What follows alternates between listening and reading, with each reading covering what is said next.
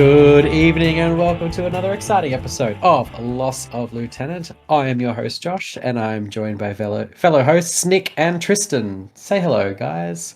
Hello. Hello. We are getting prepped for Cancon here, only 20-ish days away. How exciting. I just secured my ticket. Thank you very much to Chris Johnson for poking the Cancon organizers until like a ticket pinata, they came pouring out. Well, it's more like a little fart. Dribble. Yeah. We are doing episode 134, Pimp My List. Cue the music, Tristan. I'm making you do editing and post. Fuck you. I don't know what music we're prepping, but it's something banging. The theme tune to Pimp My List. Mate, I haven't done one of these. Well, you'll have to go through past episodes to get it. Okay. It's been lost to time. Yeah, well, I think it hasn't been done since like my first episode, which was a Pimp My List for BCB. Yeah. Was it Cancon? Might have been Cancon. I don't know. I think it was BCB 2023. Something like that. It was my first episode. Anyway, Pimp My List, where we take your shit lists and turn them into slightly less shit, maybe even more shit lists. And we give it a red hot crack to make sure that you get to CanCon and we are you get to CanCon and you do the best you possibly can do. As a reminder, I guess we have we're doing N5 edition, the Loss of Lieutenant quarterly challenge, which is sort of creeping over into a bit more of a quarterly and a half challenge. We had your first impressions. We had your wish lists, and now we want your first impressions. About a report for your first few games of M5, about a report after a few games, and for you hobbyists out there, want to see the most creative use of sand trap terrain. Hell, shove some hobby in on the rest of your sand trap purchases. That's excellent. If for some reason, like you live in Australia and you're unable to get anything to do with the new factions, I don't know, do something else instead. Send everything through to lossoflieutenant@gmail.com. We will be selecting a random winner from those in the next couple of weeks. Start a Feb or something like that. I was hoping we can push it to maybe a week past CanCon, and we can get kind of CanCon recaps and see how everyone's doing it's a good idea. First N5 tournament. Oh, tell us about your first major tournament as well. If you've, I know there's been some satellites already. Give us your lists, give us your recaps of your first tournaments for N5. All right. Upcoming events. Obviously, we have CanCon, name of the episode. I don't think it's the 25th and 26th. I think it's the 6th and the 7th. Epic Park, 300 points. Acquisition, unmasking supplies, firefight, decap. You guys know the drill. With those additional 6 tickets, we have been bumped up to 50 players, which is a lovely round number. Hopefully no one drops. And the big reveal, we have confirmed Arkfinity 2025 for May 3rd and May 4th at the Sandown Racecourse in Melbourne. Missions and points and ITS extras to be decided. Tickets will be available on Jan 30th. Last year they were $95, so expect something around there. The fun thing about this event is it is hobby focused, so fully painted and based is a requirement. And a sportsmanlike attitude is very heavily rewarded. So last year was a banger. We had 20 odd people. We had a bunch of dioramas. We got blown away by every other game dedicating many weekends to their dioramas. It was just insane. It's like, you're not here to play the game, you're here to show off your diorama, which is amazing. We love it. And we want to bring a little bit more of that into Infinity as well. Yeah. Somebody... army trays that required their own trolley and were larger than the game table. Yes. Yep. I will not be participating in the display board arms race this year. We might get something done a little bit, but we'll see how we go. I might be able to knock something up for whatever army I play. Most likely, it could be Aleph. I think that's probably my next closest thing to finishing. If you guys are interested in how Arc works, there is a previous Loss of Lieutenant episode about last year's Arc, where you can talk to Mr. Ryan Kirby about his very prestigious history of Arc. I believe he's been there for nearly a decade or something ridiculous like that. Yeah, so he knows all about it, and you can listen to that episode, and it'll be very similar to this year. So, excellent. It's time to get pimping. Everyone be a gangster. So, who do we have up first? All right. First up, we have Taylor P with military orders, pimped by myself. All right. Hey, y'all. Haven't been able to play Infinity since N4, but part of my desire this year is to be able to play in more tournaments and just get a good amount of games in. Due to my heartbreak of Varuna being canned, I've pivoted to military orders since Carlos said MO will never go away.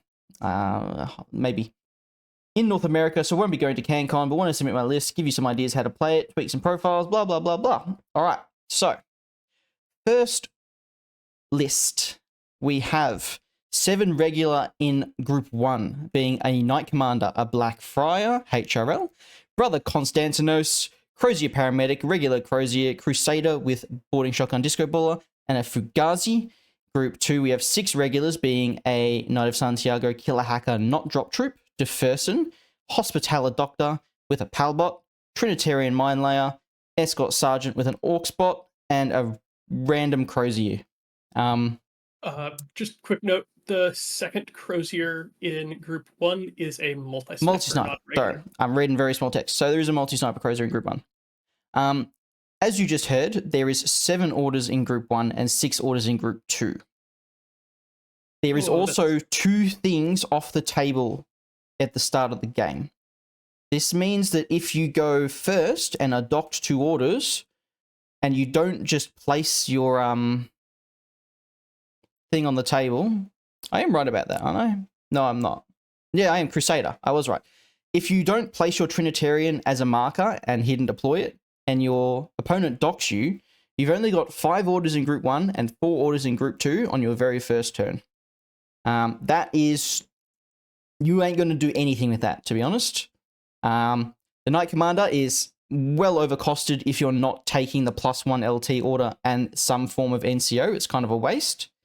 In that regard, you only have 11 models on the table, so you're going to be really susceptible to alphas, and especially backdoor alphas, because you can't cover your entire deployment zone very efficiently.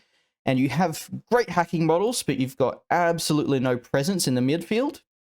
So your hacking potential is pretty wasted unless you just want to run Deferson up the table, which you don't have the orders for. So, my pimping. We're going to push us out to 14 orders instead of 13. So, we're going to turn the 5-man link, which was the Blackfriar, the Croziers, Constantinos, and all that, into a 3-man and a 2-man. So, we have Constantinos and a Paramedic, which counts as a 2-man bonus. Constantinos is... I think has gotten a lot better. I don't think he had Mimetism last edition, which he does now. So he's like a mini Epsilon or a mini Nimrod. And you just give him a Paramedic and he runs up the table.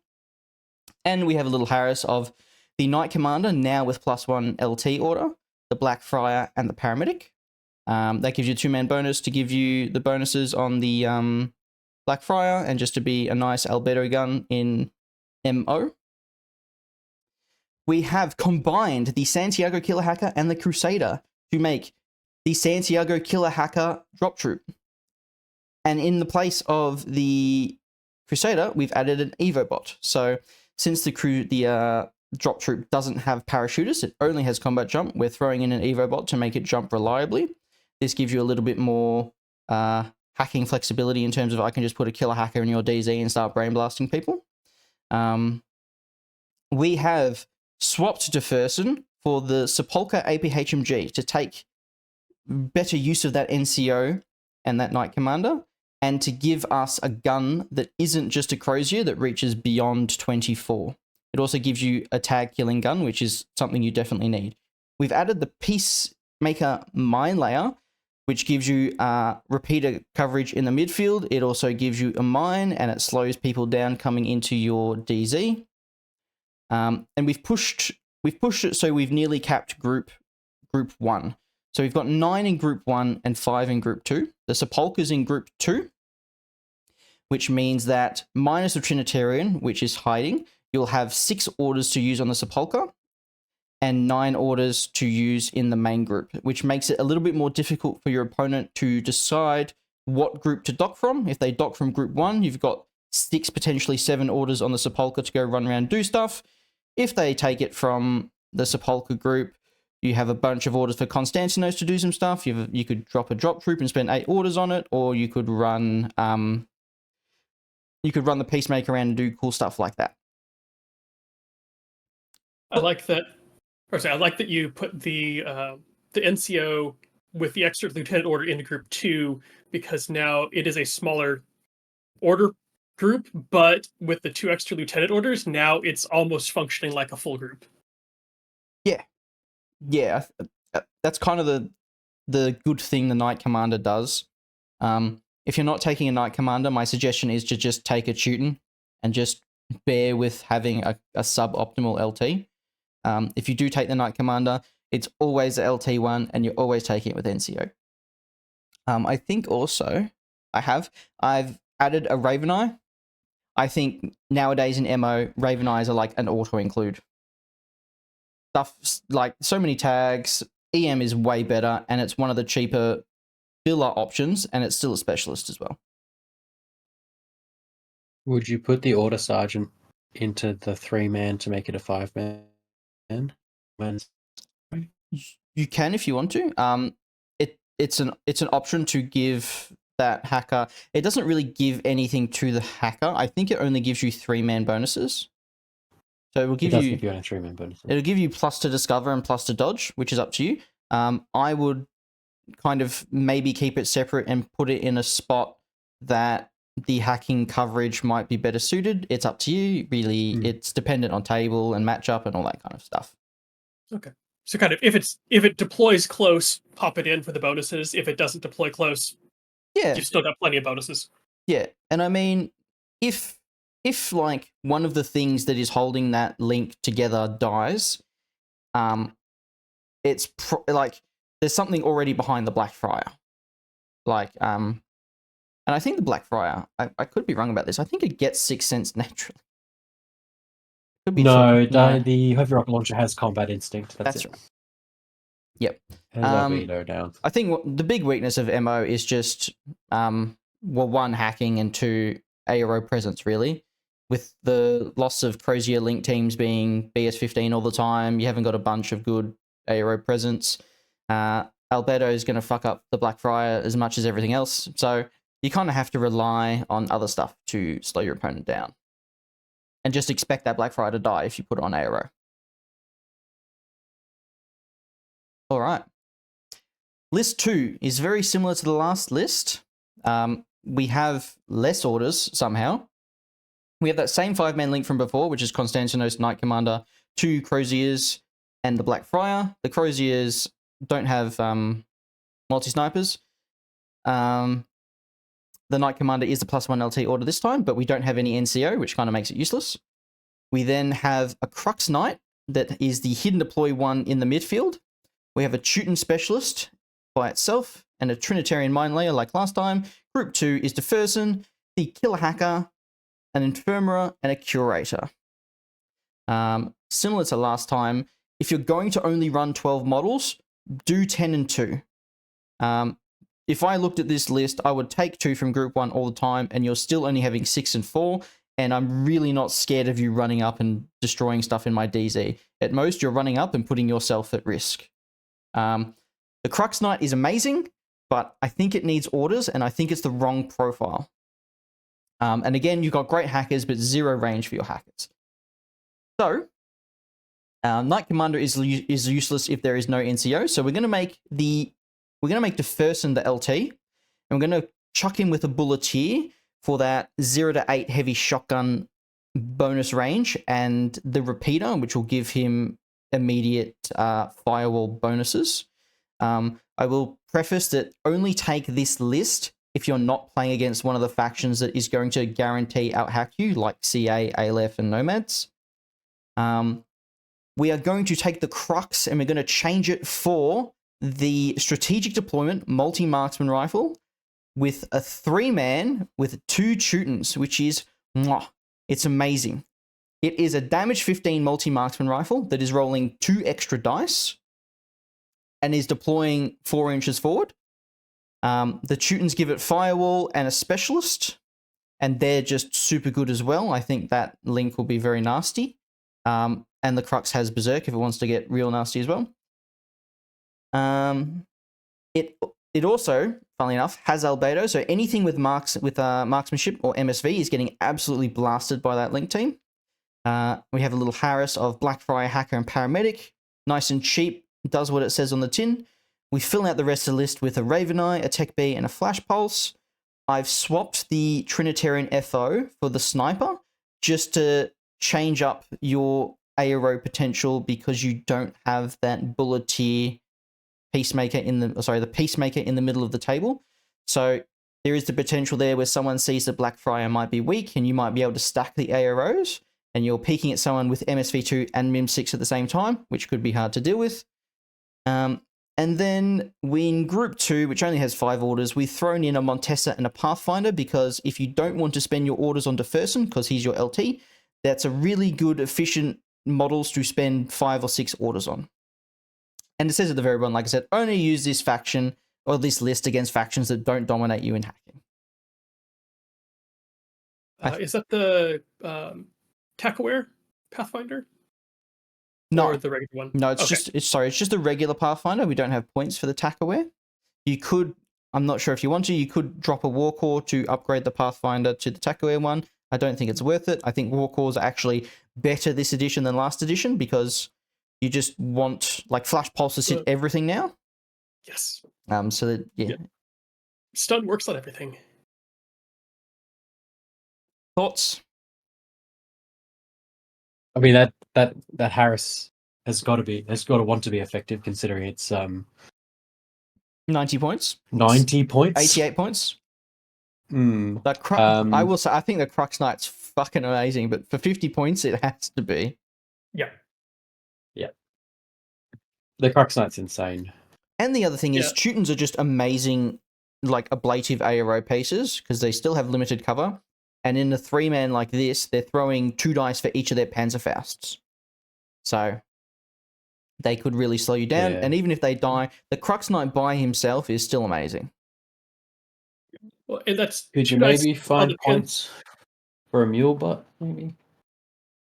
To reload the Panzerfaust? You could drop the Tech B, put a mule bot in, and then you could upgrade the Pathfinder to the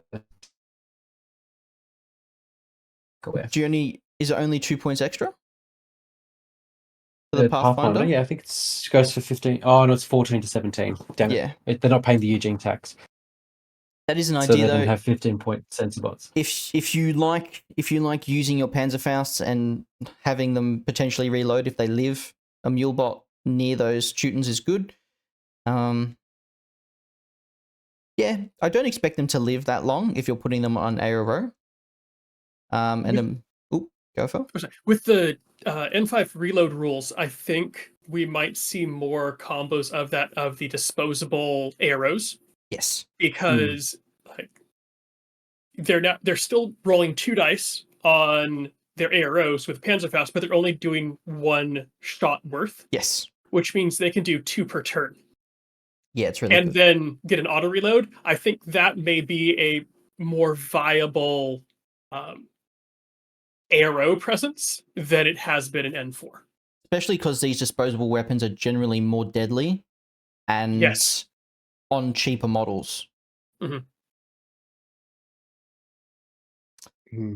All right. If everyone's happy with that, we're going to move on to Nick. Okay, so next up we have Miles's Ramah. Hi guys, I'm bringing Ramah Task Force to Cancon and would love your advice on my lists. First list is a Maggie list. So it starts off with Maggie with the Mind Dispenser, Magariba Pilot, and a Beast Hunter FTO, which Miles noted would like to duo, and I will make the note now. Neither of those can anchor a duo, so that is not a legal duo. In our dreams. Then it goes on to a 5 core of a Zayadan Lieutenant HMG, a Ghulam Hacker, a Ghulam NCO Grenade Launcher, Smoke Grenade Launcher, Ghulam Doctor, Naftum Heavy Flamethrower. It's got 2 lone models then, which are Yara Haddad and a Hortlak Janissary Chain of Command. Group 2 is a Zayadan AP Sniper, a Naftum Heavy Flamethrower, a Ghulam EM Mine Deployable Repeater, and then a Hunzicut with a Grenade Launcher. So, initial thoughts. First one is, why the pilot?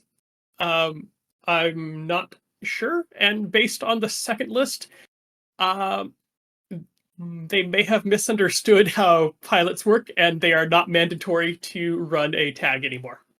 Ah. The other note I came up with is your main, one of your main gunfighters is also your lieutenant, and is only 1 wound. So that seems like a risky position to have that model also be your lieutenant. Especially since they've recognized that and taken the chain of command, which is also nearly as expensive as the gunfighter. Yes. So we'll fix that. Let's go for it. So, dropped the pilot and dropped the Hortlak Chain of Command. Swapped the Beast Hunter to the camo version. Made the Zayadan HMG the not lieutenant version. Changed Yara to a Mukhtar MSV2 Red Fury. Made the Hunzicut Grenade Launcher into a Hunzicut Forward Observer. And then in Group 2, the Naftum and Ghulam become a Ghulam Lieutenant and a Decoy. Then also pop in a Fanus and a Warcore into Group 1. So with this,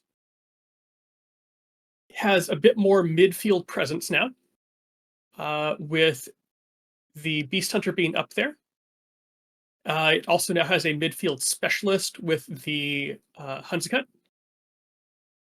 The Hunzicut also gives deployable repeaters, though the Grenade Launcher has that too, to potentially extend your, what will be at the start of the game, a 6th Sense Hacker. It doesn't risk the lieutenant when you're doing basic gunfights. Yep. And with Yara, swapped out for a Mukhtar MSV2 Red Fury. If Yara's going to be solo running around the board, you might as well take the better MSV2 model. Yes, 100%. Yara is great if she's in a link for the link bonuses, but because she's not pure in, I believe, anything, then you have to get more link going before she becomes worth it.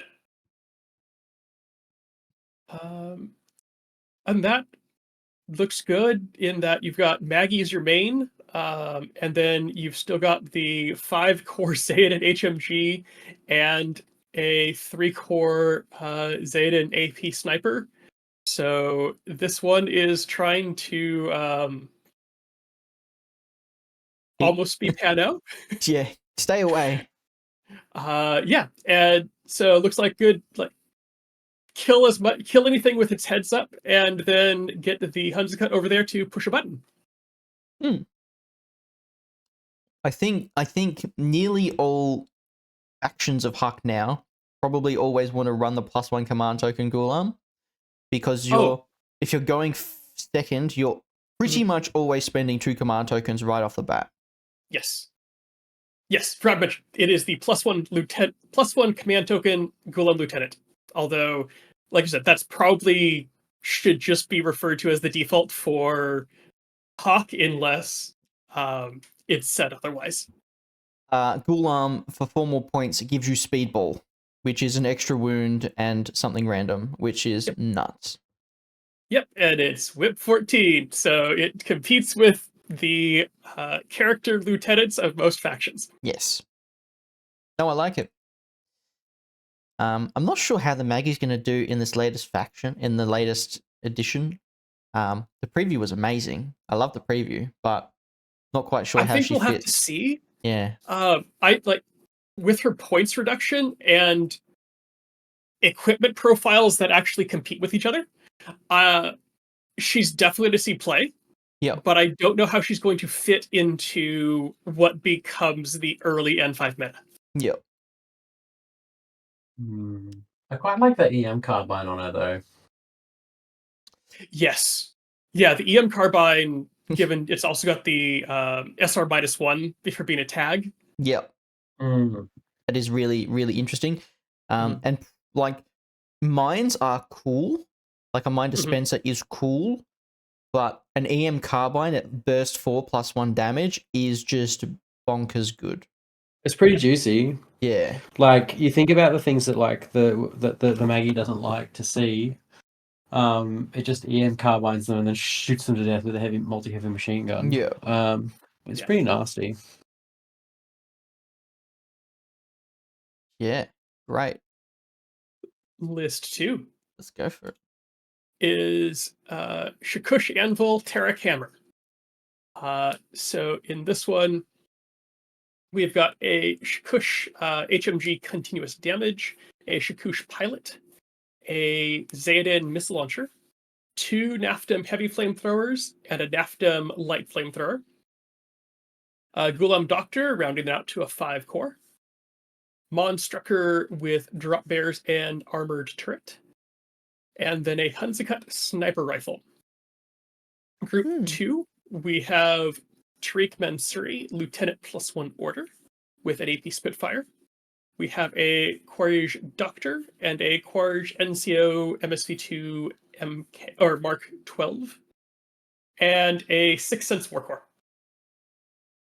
So, same question: why the pilot? I'm not seeing a reason, and because it's in both lists, I suspect they may think that they're required. I'm not sure, or they really like the idea of giving them +3 their dodge. Other than that, a tag plus Tariq with a Harris gives little budget for defense. As yeah, you can see they've got a war core and a Monstrucker turret. Yeah, but that won't be up if they don't go first. So let's see if we can get some more defense on this list. Go for it. Let it survive turn 1 if they don't go first. So dropped the pilot and the Hunzicut. The Monstrucker, as much as I love them, became a Beast Hunter with camo. And then added 3 Fanus and a Camille. So the list is now the Shikush, Zayden missile launcher, or same core, Ghulam Doctor, Naftam, Beast Hunter camo, Camille, Deactivator Repeater, and Warcore 360. Group 2 is Tariq, the same Tariq, double core Sharice, and then 3 flashbots to give them orders and provide more first turn defense. On another note, for deployment on this one, the Zayden and the Doctor deploy as a duo. The 3 Naftam deploy where they're needed to have a layered defense on the deployment zone.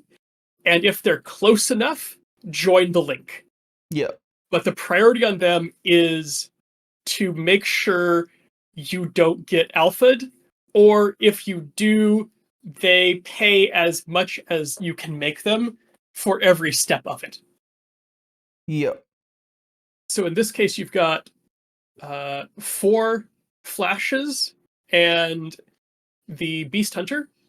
And then once they get in towards you, you've got 3 flamethrowers of whatever flavor you really want, to be corner guards and make them regret getting that deep into your DZ.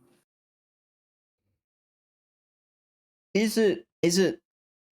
I feel like Tarek and the Kawaj Mark 12 kind of overlap a little. Is it viable to swap him for the Chain of Command, which also gives you Disco Ballers and saves you 5 points that could be spent elsewhere? It isn't, because you've got 2 lieutenant orders, and the NCO gives you the core NCO. It's the only also way you can gives spend them, you yeah. MSP 2. But yes, I think that is another viable way to go. The Disco Baller would give a good alternative. You would probably sacrifice your LT orders on turn 1, getting them into place, and then on turn 2, Superman Tariq in, break him off, and just go for broke with all his LT orders. In which case, then you have the chain of command to pick up where he left off. You could change the Beast Hunter into something that's worth 12 points if there's anything there. Drop the Doctor Quaritch, because you've already got a Ghoul Arm Doctor. Mm-hmm. And put the chain of command in. Then I would probably run Tariq solo. I was about to say, this list feels like it wants Tariq by himself, and then the 2 Corrision a duo on the other side of the table. Yeah, definitely. Yeah. In fact, I'd probably put them in the other group too. Yes. Yeah, probably. So, like, swap the Zayd and Missile Launcher and the Ghoul Arm Doctor with the Corrige NCO and the Corrige Doctor. And that way you can just pound Tariq up the board if you need, if you want to, and then you can also do the same with the things. And if you maybe put like the Beast Hunter into group 2 as well, that way that you've got a couple of things to spend orders on. You're always going to be sending orders on either Tariq or the Shakush, but if Tariq goes down, you'll need something to spend those finished orders on, I guess. But but also you don't have a +1 command token, so it doesn't matter. Yeah, interesting possibilities here to mess with the NCO and the lieutenant orders, because even you might even want to do similar to the MO list and have those 2 NCO orders in that smaller group, and then your opponent goes, if I take away from the Shakush, I have a Kawaj running down my throat. If I take away from the Kawaj, like, that group can still, maybe put the Beast Hunter in there and spend 6 orders on a Beast Hunter or 4 orders on a Beast Hunter, and then the Shakush runs around and shoots every ARO piece to death. Yes. Yeah. I like it. Yeah. I like it. Yeah, a lot of potential to like do minor tweaks to taste. Yeah. And my only little OCD thing is I'd have all the Nafferton the same. They put it in that way, so I assumed they liked their heavy flamethrowers, but didn't want to be without a grenade. So I left it that way. I feel like the one time that Nafferton is at the corner and you go, I flamethrow you, and you have to put down the little template and it doesn't quite reach, and you're like, I think there is an argument for both of them now, because the light flamethrower is PS6, so it hits as hard as the heavy flamethrower. It's just a smaller template, specifically for the Naftum. And you pick up grenades for that. So like it's an interesting trade-off. And I think you could make arguments both ways depending on the list. And that's a good place for them to be. Yeah. Yeah. Alrighty. Josh, take us away. So we've got the other Rob from Canberra, another Cancon attendee. Cancon is going to be his first big tournament, so I'm very excited to see Rob, and if he decides to bring the Torchlight list that I have thrown together for him. He's got his first one's called 2.5 Sad Robots. He just thought he would try and fit a Stormbot, a Wrecker, and a Prime. in, which as things go, you could definitely fulfill that brief because Torchlight has those things are quite cheap for what they do. So it's just bring the three big uns to just push, push, push, push, push. The list goes as follows. It is a Moonraker Mine Layer, a Raven Eye, a Wrecker, the BS Tech +1 Burst Heavy Rocket Launcher Wrecker, the correct one. The Stormbot, not the FTO, the Solo Heavy Rocket Launcher +1 Burst Pulsar, a Evo Hacker Fuzzbot, Lambda Engineer, Kita Flash Pulse, Ment FTO, and a Digger. And then Group 2 is a Moonraker Mine Layer, another Raven Eye, the Prime Lieutenant, a Lambda Doctor, a Wave Rider Killer Hacker, and a Beast Hunter FTO. So it makes a 9-6 split. So we've got a good amount of orders in each one. Look, it's a fairly reasonable list. Like he's stuck to his brief. That's what he wanted to do. So we'll see what we can do with it. So I thought that the Lambda Doctor was a little unnecessary. Mostly because you want to be pushing, like you've got a Prime Lieutenant, and you've got the Chain of Command in the list. So you probably want to be shoving that down people's throats. The Prime is one of those BS Attack -3 MSV1 pieces that can just keep pushing, keep pushing. So having a Doctor Sans Yudbot sort of gave me a little bit of an ick. Yep. So what I did do was I dropped the Doctor and the Beast Hunter because it was the only way I could get you the points up, and picked up a Thunderbolt Peeler, with which is the total reaction bot for O12, and a Yud bot for the engineer. That way you can sit the engineer behind the peeler, so for it goes down, and then your other two robots, which are really a lot easier to get up, or even keep on trucking with the engineer skill. You've got a Yud bot for that too, and you get a Warcore because we've already talked about how stocks on Flash Pulse has gone up. Probably just as effective as a Beast Hunter in general consensus. Obviously, Beast Hunter has Mimetism and Panzerfaust. Slightly more effective because a Warcore will stop Norkius from doing anything, Exactly. and the Beast Hunter will not. That Beast Hunter will shoot a rocket into that man, and he'll go, "I do not care," and then he'll eat him. Yeah. Nom, nom, nom, nom, nom. And also do cash protection, because we all need do cash protection. So that's that. What do you reckon of 2.5 sad robots? Any plan on that deployable cover, or is that just I had an extra point? I had an extra point. Okay. I mean, chuck it in front of the wrecker and go. Oh, it was actually for the peeler or the Stormbot. So you can either hack the Stormbot if you've got a list. If you've got facing an opponent with loads of albedo, you can chuck the Stormbot as burst 2 on ARO, and then pop the deployable cover in front of it, and it becomes like an armor 8 piece. So it's like the Stormbot's very difficult to very hard to go down. Like it takes a beating. 2 wounds and armor. Is it armor 3 to start with, so it'll be armor 9. Armor 9, yeah. In super cover. So yeah, and 4 effective wounds because of the structure 2 and remote presence. So it's fairly it's very durable. So that's sort of what the deployable cover for. Also, I had the points. There was 1 point left over. Okay. Yep.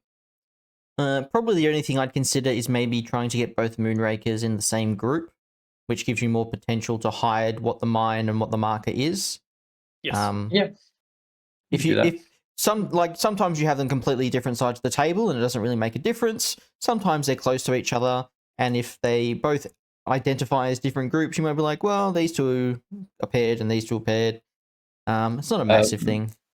Yeah, I like that. Like I tend to put potential attack vectors in different groups. Like that's my own personal preference, and I don't know why Rob decided to put the Moonrakers um in separate groups, but that's why I put Moonrakers in separate groups. It's because if I don't have orders on one, I'll have orders on the other. Yep.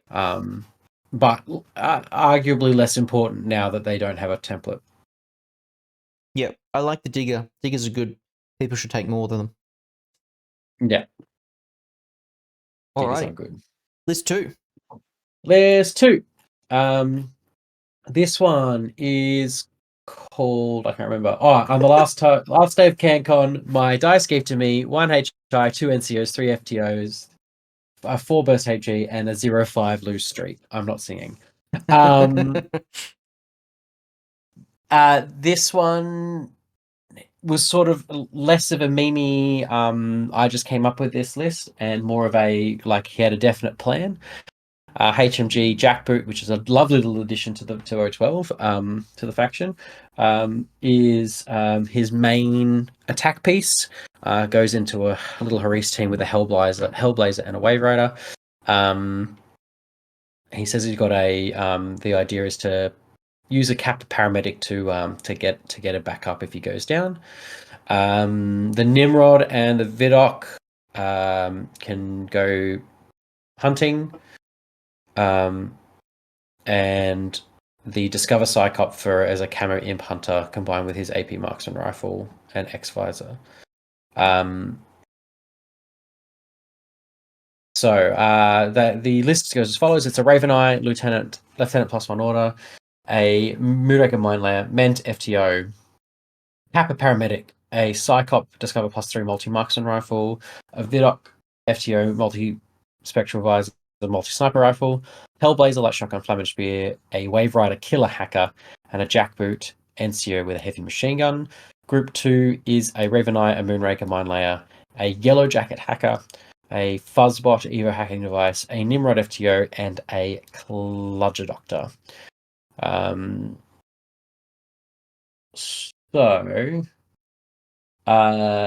I ditched the first thing I ditched was a Psychop Discover +3.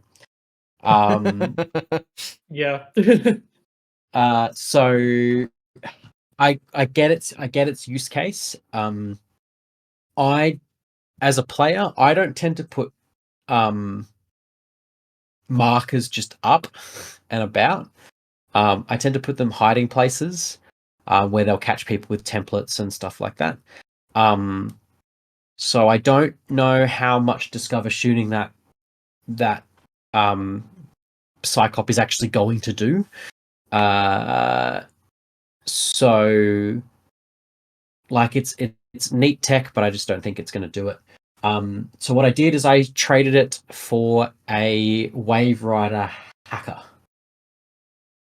The reason I did that is because you had a Ment in there, which was kind of pointless apart from just being a 14-point regular order, because you've got a Raven Eye LT with a Raven Eye decoy. So very rare that's going to go down.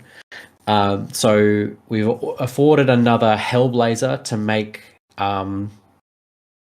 our Link actually do something to make Link bonuses in the other combat group, because it was a level 1 fire team that did nothing. So you can't have your Vidok with +1 special dice without having a couple of extra things. So now we've got a Raven Eye +1 Lieutenant Order, a Moonraker Mine Layer, a 4-man link of a Hellblazer, Vidok multi-sniper rifle, Kappa Paramedic, and Wave Rider hacker, and a 3-man link of a Hellblazer, Wave Rider killer hacker, and a Jackboot. Not only that, gives you lots of picture options. If you happen to flub both the pictures from one of them, you can spool up the other one. Or reload. Or reload. Group 2 is a Raven Eye, the same. Group 2 is the same. The only thing that I would possibly change is I would try and get a doctor in instead of the paramedic. I don't know how useful the paramedic is going to be to get up the jackboot, because you don't. It's so much harder to get things up with medikits now with burst. I think it's possible to. Unfortunately, the double Raven Eye isn't a decoy because the LT has the Hollow Mask skill, and that's public information. So it's either using the Hollow Mask and being a different model with Hollow Mask, or it's Just a Raven Hollow Master's Eye. a Raven Eye. Yeah, I guess. I'm not really sure how it works. Or it could be in the link and Hollow Mask is a Ment. That's fine. Well, Hmm. it can deploy and hollow mask as a Raven Eye non-lieutenant. Yeah, it can. I guess it has to do that. Yeah. I don't necessarily think the second Raven Eye. You don't have a Flash Pulse in this list, I don't think.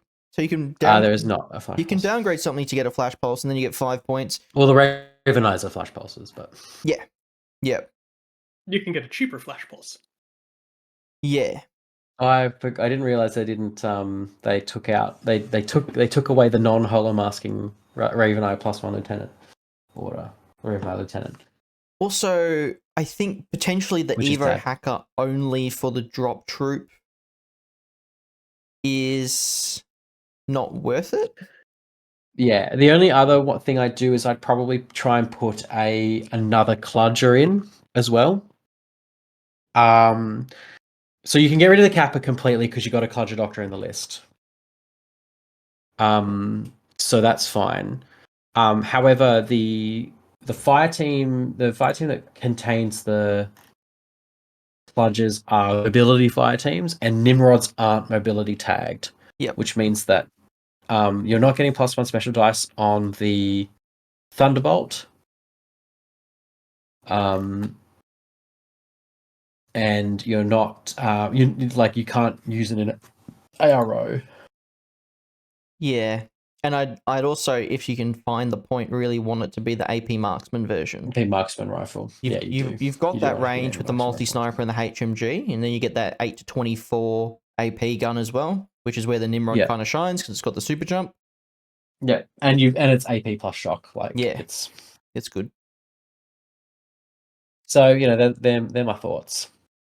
Yeah, I mean, you could just cut the paramedic. Probably the answer. Yeah, and you could maneuver some points around to and maybe take out the Evo hacker fuzzbot because it kind of gives away that you've got a drop troop. Like, I definitely want to see a fuzzbot in there for. Oh yeah, no, those. it'd just be a fuzzbot. Yeah. It'd just be a fuzzbot deactivated repeater. Mm-hmm. The Evo hacker does give away the fact that you've got a drop troop yellow jacket. Yeah. Yeah, because I don't think you have. Or you've got enough to ferry. You've got enough heavy infantry to fairy dust it. You've got decent hacking presence though. Mm-hmm. I don't think you necessarily need. Well, it's nice to have, but I think there are other things that are more important. Yeah, there's lots of little ways you could go with this list. Like if you dropped the 6 points from the fuzzbot, you've got 20 points with the paramedic to do something with that, and that's a decent amount of points to do stuff with. Or you can just break out the Cludger, give him a Yudbot, he's doing his own thing, and then you've got 17 points. There's lots and lots of stuff. Yep. You could also toss the Cludger up in place of the paramedic. So it takes it's present in that fire team to go up with it. Mm-hmm. And then with the remaining points, you should have enough points for a Peeler Thunderbolt. Then we have to go back to the Evo hacker fuzzbot. Do we? No, we don't have to. It's not necessary. No. There's lots of things you could do with the list, but there are some ideas for changes. I don't think that we're gonna go through every single Torchlight iteration. Yeah. I mean, I kept the bones, which is I think the main thing. I really like the Jackfruit HG. I think it's a cool piece. It's so much better than the Spitfire version. Yeah. Alrighty. On to a little baby one. We have Kestrel by Tim. Tim gave me one list. He gave me this list and then he came over to my house and played a match with this list and promptly said the list was shit. So he didn't know what FT Master did and he decided not to read what it did. So that's why this list has no jackals. So we have a core of a Griffin HMG, Black Air Neurocynetics Multi-Sniper, Fennec Forward Observer with Disco Bowler and Sensor, Fennec Paramedic, and a Magistrate, Lieutenant Strategos Level 1. We have 2 Yamabushis, the Camouflage variant with Chain Rifle Panzerfaust. We have a Hetkari, Multi-Red Fury. We have in a 3-man, which has no keyword bonuses, with a Firefly Hacker, Regular Hacker, and a Pathfinder. We then have a Drummer FO, 2 Mulebots, a Flash Pulse, and a Banshee Killer Hacker in the skies. So, like I mentioned, Tim had no idea what FT Master did, and he went, holy shit, I'm adding 2 Jackals every single time. The Griffin Blair Fennec in a single 5-man is like push-pulling you in different directions. The Black Air doesn't want to move, and the Griffin wants to run up the table. And that's kind of what happened. So the Griffin just ran off and did its own thing in the game. And then Tim realized that the Hetkari Firefly Pathfinder does not give any bonuses whatsoever. So he didn't like it. And the double Mulebot is just wasted slots and wasted deployment zone space. It's not really doing much. You don't have a lot of disposable. It's there to fill orders. So we have split that core into a Griffin. We've added Bipandra and we've slapped it onto the Griffin. The Bipandra has the Tactical Awareness Bipandra, and it has +1 burst medikit with Doctor reroll -3. So that Griffin is pretty much always getting up when he wants to. We then have the Blair and the 3 Fennecs. We've only gone for 3 because the Blair doesn't really need the +1 BS you get at a 4-man, and you've taken the 3 good Fennecs, which is the Hacker, the Forward Observer, and the Thunderbolt. The Thunderbolt's really interesting because when the Blair dies, you still have those 3-man bonuses on that Fennec, who can triangulated fire you from a million miles away at 4 dice on 12s, which is really cool. And it also has Mind Layer, which gives you a little bit of added DZ protection. We still have a Yamabushi, but we've downgraded one of them to the Beast Hunter Camo for the extra point. We have a Flash Pulse. Then in Group 2, we have the Magistrate, Lieutenant, with 2 Light Rocket Launcher Jackals with Booty, which is great. We still have the Hetkari, and it's still duoed with that Firefly Hacker. It is no bonuses, but it does mean the Hetkari is running along with Hacking, Albedo, and a Specialist, which is nice. And then top it all off with the Drummer FO. This list might not seem like the most optimal Kestrel, but I think it suits Tim's playstyle of, fuck you, I have the bigger gun and I just want to shoot things. So, yeah, I think Tim's going to enjoy Jackals very much when he goes, oh, they killed something. Oh, it's worth 6 points. Oh, it's a regular order. Oh, yay. Yeah, and I think the little secret spice, like Griffin by Pandra, is actually kind of interesting. She's a really good doctor for Pano. Yeah, she's finally come into her own. Yeah, she's just stacked with rules. Well, she almost now justifies why she's kept Angus alive all this time. Yeah. Yeah. And she's just also a BS-12 combi rifle with a template. Like, she's not terrible either. She's a Whip 13 doctor with tack awareness and a +1 burst medikit, which is virtually non-existent now. Yep. Yeah, those are pretty hard to come by. Yeah. Yeah, it's good. I really like the Beast Hunter over the Yamabushi. I'm actually at the point in Shindenbutai where I'm starting to phase out Yamabushis from my list. Because they're A-okay. But the Beast Hunters, I think the Beast Hunters are heaps better. Yeah, I think they kind of fill 2 different roles. heavy flamethrower is just much scarier of a template than a chain rifle. But the Yamabushi can just mulch things in CC and sometimes gets in there guaranteed if you want to spend enough orders. Rolling 2 dice with a damage for DA CCW can be really nasty as well. So yeah, we have both. Both is good. All right, very nice. Yeah, I think I like the idea of having one of each, because they do feel slightly different roles. Yeah. We might take a short intermission to wait for our fourth co-host, who should be here any minute.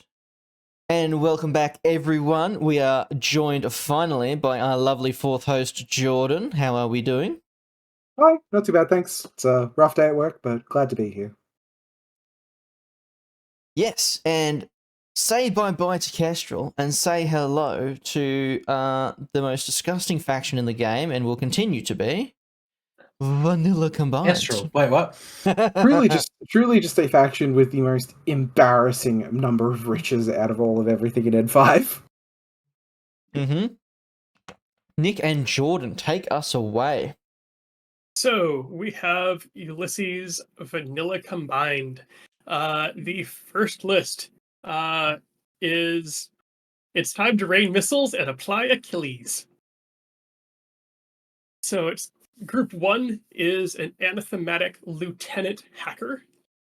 Achilles, Bitten Kiss, the 22-point with pictures on both of them. A Dotterossi, 2 Ichadrons, 2 Imatrons, an R-Drone, and Libertos Mine Layer.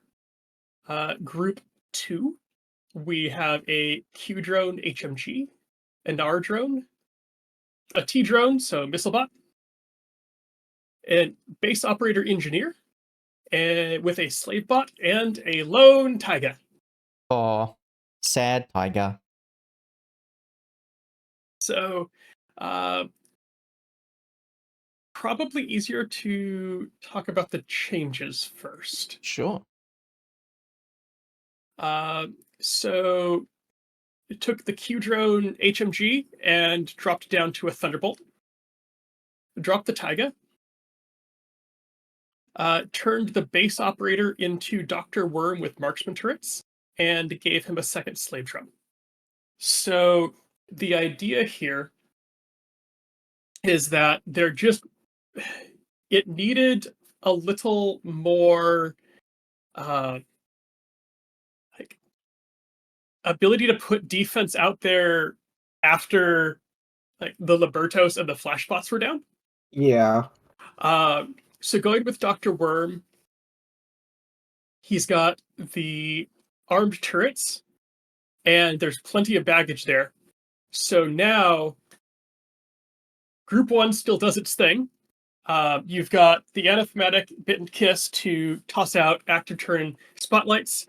And then once the way is clear, you've got the Dotterossi to smoke up Achilles. You mean just the anathematic for spotlights, yeah? Because it's the Bitten Kiss for pitches. Oh, yes, sorry, just the anathematic spotlight. But you've got Bitten Kiss both with pitchers for better odds of landing. Yes.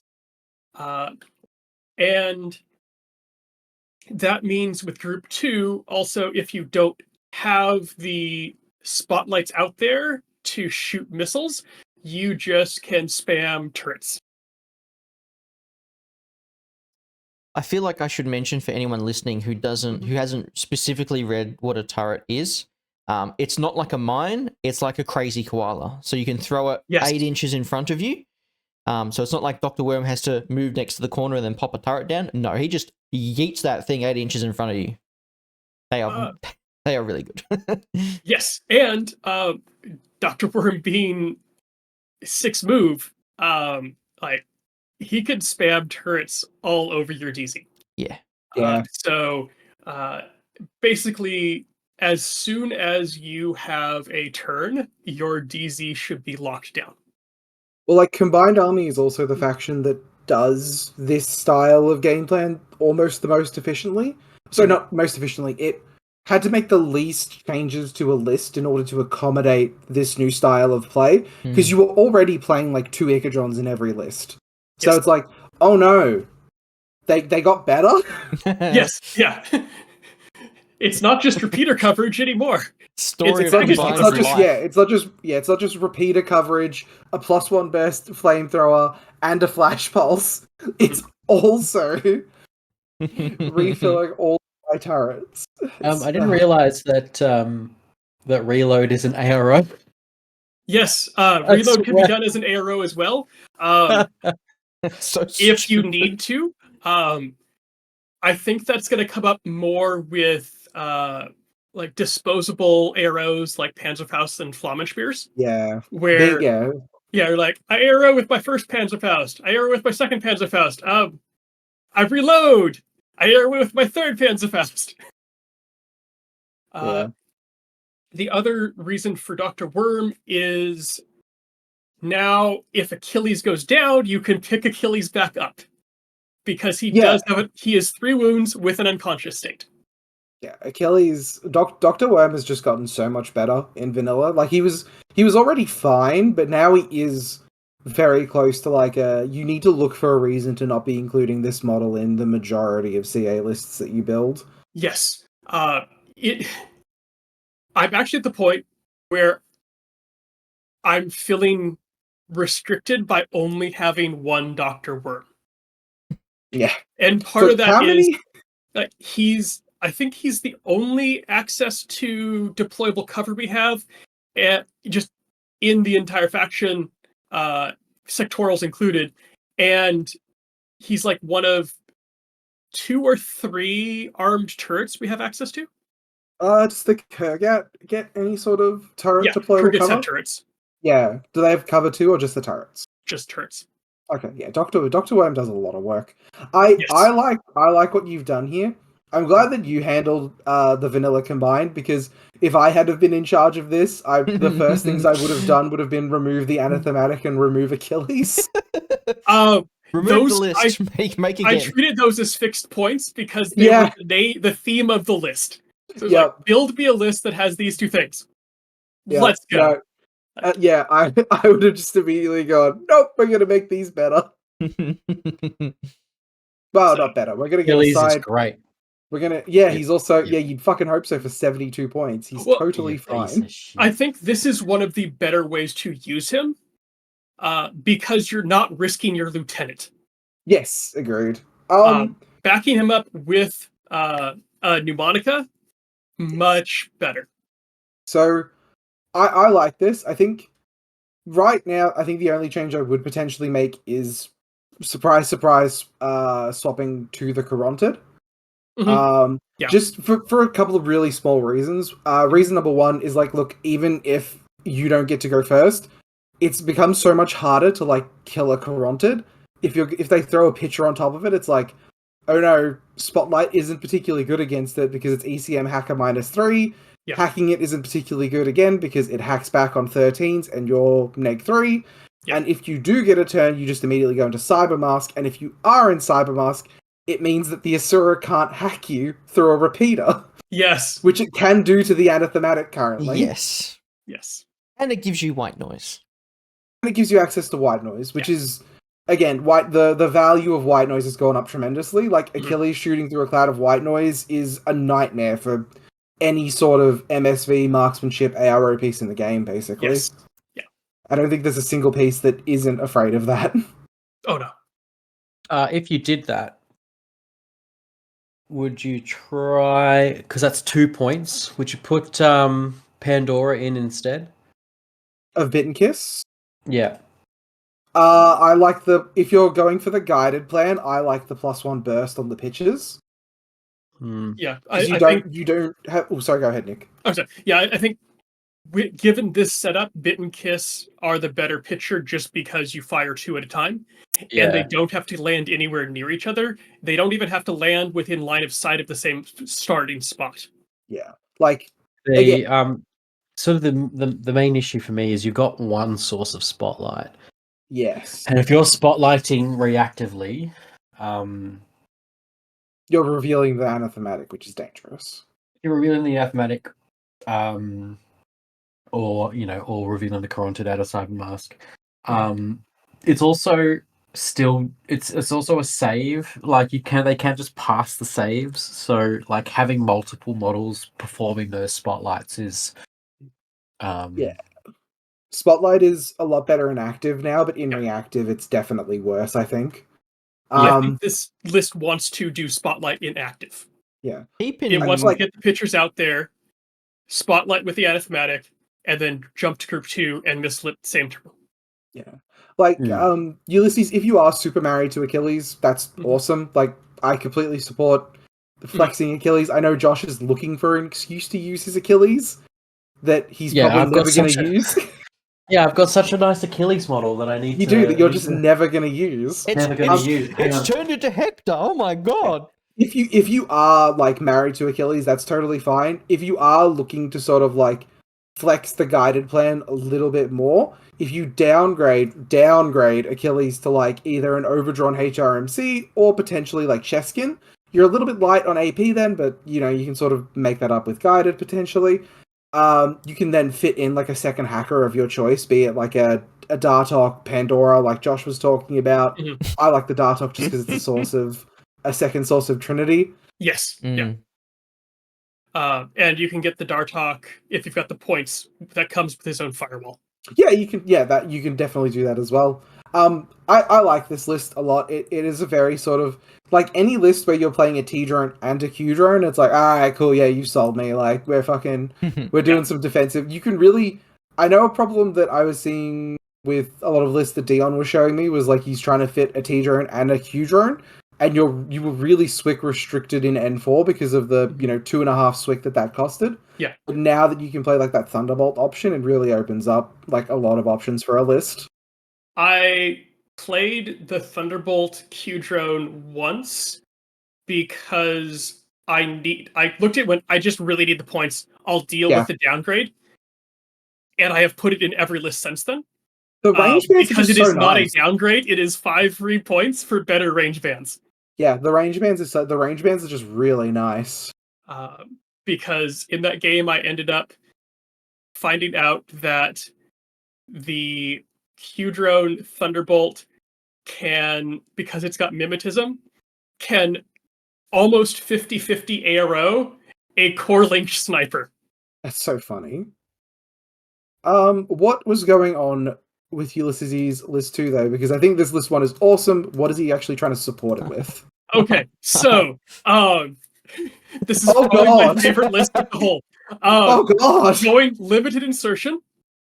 It's a list with the avatar, an overdrawn, and Norkiest all in one list. It is beautiful. So he has overdrawn HRL +1 burst, Norkiest, Avatar, 2 R drones, an Icadron, a base operator engineer with a slave drone, second Icadron, a Q drone Thunderbolt, good choice, and a Liberto mine layer. Donovan is listening to this live and is absolutely salivating right now. Wow. Okay. So, what a list. I want to see him play this. Ulysses, I want to see you play this list. So, like, when it's up, I need to be informed so I can come over and watch the game. Yeah, what have we what have we supported it into? I will mention, and I think I am correct in this. This list is immune to having orders docked. Yes. So it can just go ham. Because tactical orders doesn't count. Yeah. Oh, okay. It's 10 regular. It's more than 10. They do count regular plus irregular plus tactical. Does it say? Well, fucking Ivory. So it is exactly 1 wound over the cap. Okay, you got to drop an order. You got to drop an order. Ivory lied to me then. Drop an order. So the changes I made. One of the R drones I dropped down to an Imatron. Dropped the slave drone. And then changed the base operator to Dr. Worm with deployable cover. Because now, the avatar in cover is Armor 12 BTS 12. The overdrawn in super cover is Armor 12 BTS 12. Okay. It just looks like fun. Is it a good list? I don't... It's probably an okay list, Will It's it be like a- fun to play and fun to watch? Yes. Yeah, it's like it's just like it's a stat check. Like if your opponent can't stat check, if your opponent just can't handle the stat check, they're just gonna lose. Like it's like, oh, can you like stop the avatar from killing your ARO pieces? Can you stop Norkius from walking into your DZ? Like you get to use one attack piece a turn, basically. Yes. But like if you pick the correct Swiss Army knife option, you could just kill everything. Like, why not? Well, you start off with, do they have MSV arrow pieces? Excellent. Apply overdrawn. Are they out of MSV over pieces? MSV over Arrow MSV pieces. arrow pieces? Yes. Apply avatar. Do they have no ARO pieces Are they anymore? out of arrow pieces? Apply Norkius. Yeah, exactly. So what would you drop to make it a true limited insertion that can't be Unfortunately, I think the avatar has Strategos, so it counts as another regular order. No, Strategos No? is Strategic- During optional. order generation. Optional? It's optional. Okay. Well, So you- during the I either first drop- order generation, you can make Strategos optional. You can make Strategos not work that way, and then still have an order to spend on the avatar. It's fine. you drop the Imatron and add 2 slave bots. Why not? Fucking money. Yep. No notes. Like, Can you imagine? No, no. Can you imagine a game at CanCon where someone goes, damn, I didn't get to use my avatar this game. Maybe next game. yeah, Yes. the opponents. Like their DC is just like it's just Norkius surrounded by corpses. My my other list is a limited insertion avatar. I just Norkius in a DZ. It's just like, we have you surrounded. It's like I'm only surrounded by fear and dead men. Dead men. Oh. All he sees are juice boxes as far as the eye can see.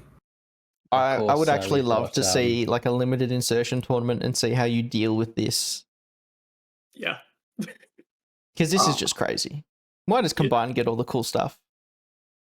Again, you just do like a hit it. You like anything that sort of spams like needing to be discovered. Basically, gives us Yeah. a rough time. Yeah. Yeah. Like Norkius walking into a DZ. It's like I can't see anything. Yep. Alrighty. Jordan, you are up.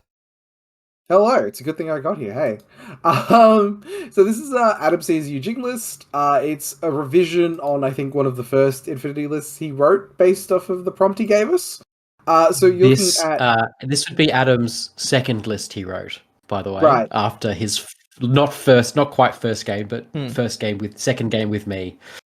why? Oh, that poor man. What? That poor man. What? We had a fun time. It was good. Uh-huh. Send us a PM, Adam. Let us know how you really feel. Yeah, look, it is you're allowed to tell us how you really feel. We won't tell Josh. So this is a revision of this is his second list. The basic idea that he really liked was the Blue Wolf duo with Blue Wolf and Crit Cockram, the best named character in all of Infinity. Don't at me. And he wants to give Group 1 as many orders as possible to let them rampage, and then Group 2 carries the bulk of all like the defensive stuff with like the Zensha Mine Layer. Great new profile, by the way. 10 out of 10, love that. Along with the Pangolin Evo Hacker and the TR Pangolin. You can see that it is like it's a very sort of new list. And there's a lot of really cool stuff you can do with it. So hopefully I can give you some like good directions to go in, basically. I have come bearing 2 gifts for you today. Sure. So gift number 1 is I have tried to stay as true to your prompt as possible, so focusing on that Blue Wolf duo, which isn't something I really super believe in, but I think it's really cool, so let's build around it. So what we've done is we removed the TR Pangolin, we added the TR Thunderbolt, we added a Yanho multi-HMG as your second gun, and all you Jing players need to eat their fucking vegetables and put 2 Good Arms in their list. The Zapper profile is just to sort of stop, like, DZ dives, like, Norkius is afraid of Zappers, like, even if they are, like, they've got, like, the switch on from Speedball, that takes their switch on, and then, like, you follow up with, like, a hacker or something to then actually lock them down, potentially. The duo here does force some list building concessions, but we have sort of done our best. If you want to look for further improvements here, I would look to add a Zensha mine layer, because we swapped the mine layer for the hacker, because previously you were a little bit light on specialists, unfortunately. This list. Alright, this is the second gift that I have brought you. We have opted out of the Cochran plus Blue Wolf as the NCO duo. Instead, we are playing a Yanho HRMC paired with a Hacktow HMG. The extra points that we're saving here get us a Zensha, a Dokkabai. Pick between which one you like more, between the Dokkabai and the Hideout Killer Hacker. Both of them are the exact same points. There are reasons to take both. I personally come down on the side of the Dokkabai being a little bit better because it has access to Spotlight, along with a few other kind of niche upgrades.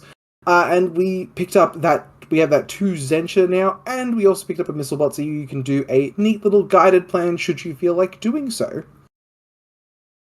I think I like this a lot. This is sort of something I was sort of working on in the background, and then I saw that there was a Hugh Jing submission for the Pimp My List, so I'm like, oh look, if the other hosts are cool with it, I'll sort of submit 2 lists and kind of like give Adam some options as to like sort of what he would kind of like to do, basically. It's insane how much you can actually fit. Like a Yanho, a Oh my Hacktow, god. 2 Zensha, and you're still filling 15 models. It's insane. Eugene. You are playing a Warcore, but a lot of stuff there came down, so you no longer have to play Guangxi, who aren't as good anymore, which is good. So it's a little bit more list building variety. This isn't even like sort of saving as many points as possible. Like the Hacktow is a big list building concession. Like that point range, like the 59 points to up, is like there is a list building concession there that you're taking by putting that piece in your list. But I think the Hacktow paired with the Yanho HRMC covers like a really nice range of targets. Yeah. So the Shaolin duo. Yep. So I perfectly agree. Being able to duo smoke is a way to make it reliable again. Yep.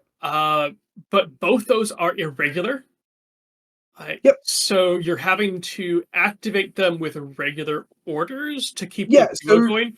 So do you just like activate them, get a little bit of smoke up, and then just let them run wild? Or how do you balance those two? The way I sort of envision it is you can, if you want to spend a command token, you start them unlinked, you let them impetuous forward, throw smokes, because you can impetuous in whatever direction you want now, so long as you go towards the enemy DZ. So you can do like the dumb 40k thing of like, I move along a like incredibly shallow angle ending technically closer to your DZ. You just there's there's some rumblings about whether There's that's some actually rumblings about that? Apparently it's been Well, translated poorly. it has been translated poorly. Okay. The Spanish rules state that you must move the furthest you can away from your DZ. Okay. Okay. Well, I would prefer if Impetuous remained the way it was, because I've played with that 40k rule and it is headache inducing. The safe option is to just run as it was, as you have always run it. Yeah. So you Impetuous forward, you make your first attempts, so you get 2 chances of throwing smoke, and then you can pair them back up. If you can pair them up, and then spend some regular orders running them forward. And then once you get towards the enemy DZ, you break them off with the irregular orders and just use them to go cause problems to Europe. You dump them in your opponent's DZ and you're like, this is your problem now. Okay. Because, like, you know, in terms of, like, things that can, like, deal damage and havoc, like, Shaolin Monks are great. Like, I don't mind spending, 4 regular orders on a pair of Shaolin Monks if, like, it nets me kills. Like, there's 6 points. Like, if they kill basically anything, they're trading up. Yeah. Does fire teams... Can you impetuous in a fire team now? Yes, but it breaks you out. Okay. So it cancels the fire. So you would need to either start them unlinked and then just like use a command token basically, or you just forfeit their impetuous. Yeah, I was just wondering if maybe the bonuses persisted and you impetuous and get the burst bonus, but no, that be done. Using really the good. impetuous order breaks you from the link. Yeah, fair enough. Yeah. No, I think vanilla Yu Jing and White Banner and Invincible Army, and I haven't looked much at ISS, but I assume they've also got some cool stuff going on. Awesome. I think there's so much cool shit you can do in Yu Jing now. especially vanilla. Now that you're no longer kind of shackled to taking Guangxi to eat up like 5 slots. Yep. And everything else just sort of got cheaper as well. Yeah, I might be wrong about the Hack Tao, HMG still being the go. I personally like it. You got the Hack Tao, you've got Yan Ho, you've got Suijans, you've got the Blue Wolf. If you fucking like the Guija is there, and it did get cheaper, but I'm a well-known hater of the Guija. Can't be that bad now. It's yeah. It's Yeah, fine.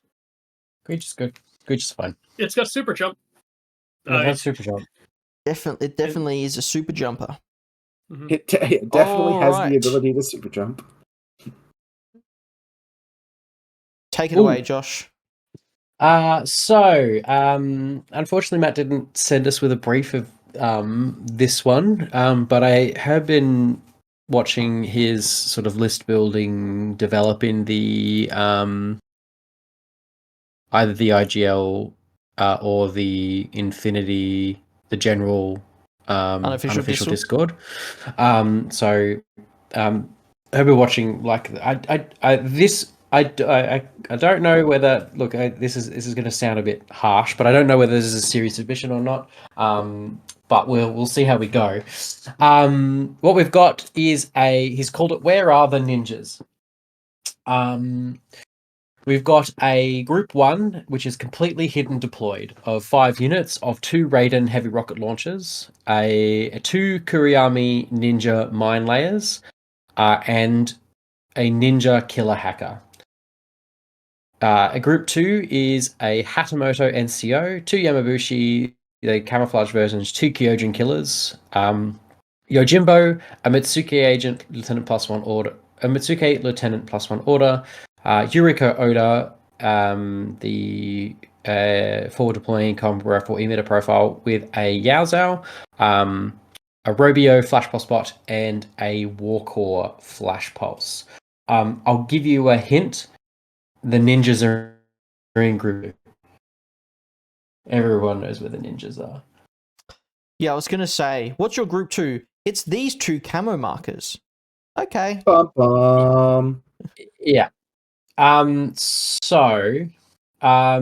had a quick look at this one. What I basically thought about it was, the fully HD combat group is cute. I've handed lists. I've handed 0 like a blank courtesy lists to opponents. It's fun. We all get it. But we got to remember what is open information, namely that each combat group exists. You have a combat group too, and you still have to reveal what combat group camo markers belong to. What your combat groups consist of is also open information. So no getting away with hiding that private information underneath the camo marker. We know where those. We know exactly where those Yamabushi are. We know exactly where those Kyojin killers are, and we know those cheeky 2 mines from the Kuriyami ninja mine layers. We know that they're in Group 2 as well. So it's you can't get away with that much in terms of like hidden information. What I've done is I've adjusted the combat groups. I've split up the Raiden, the Yamabushi, the Kyojin killers, and the Kuriyami ninjas. That way, spreading them out between the different groups means that all these camo markers are kind of everywhere, which means that at first glance on your deployment, your opponent's not really going to know what the fuck's going on, which is perfectly fine. And to be honest, you might not know what's going on either. I have camo markers that are specifically marked whether they're going in Group 1 or Group 2. And that's mentally for me. We're all on Mr. Like Bones' wild ride together. all of the blue ones are in Group 2, all of the green ones are in Group 1, that kind of thing. You might have to do the same thing for you. Dealer's choice. Do whatever you need to do and to get it right. I side graded. You'll notice that one of the Kuriyami ninjas I've changed to a hacker over a Mine Layer, I just think the Hacker's a better profile than the Mine Layer. You still get the viral mines on the Hacker, so you can spend an order on it, but it's a midfield specialist. That over infiltrates on 10s. Very good. I side graded, downgraded, whichever one you want to call it, the Metsuke agent to the Strategos one. Obviously there is an obvious synergy with the Lieutenant +1 order and the Hashimoto NCO.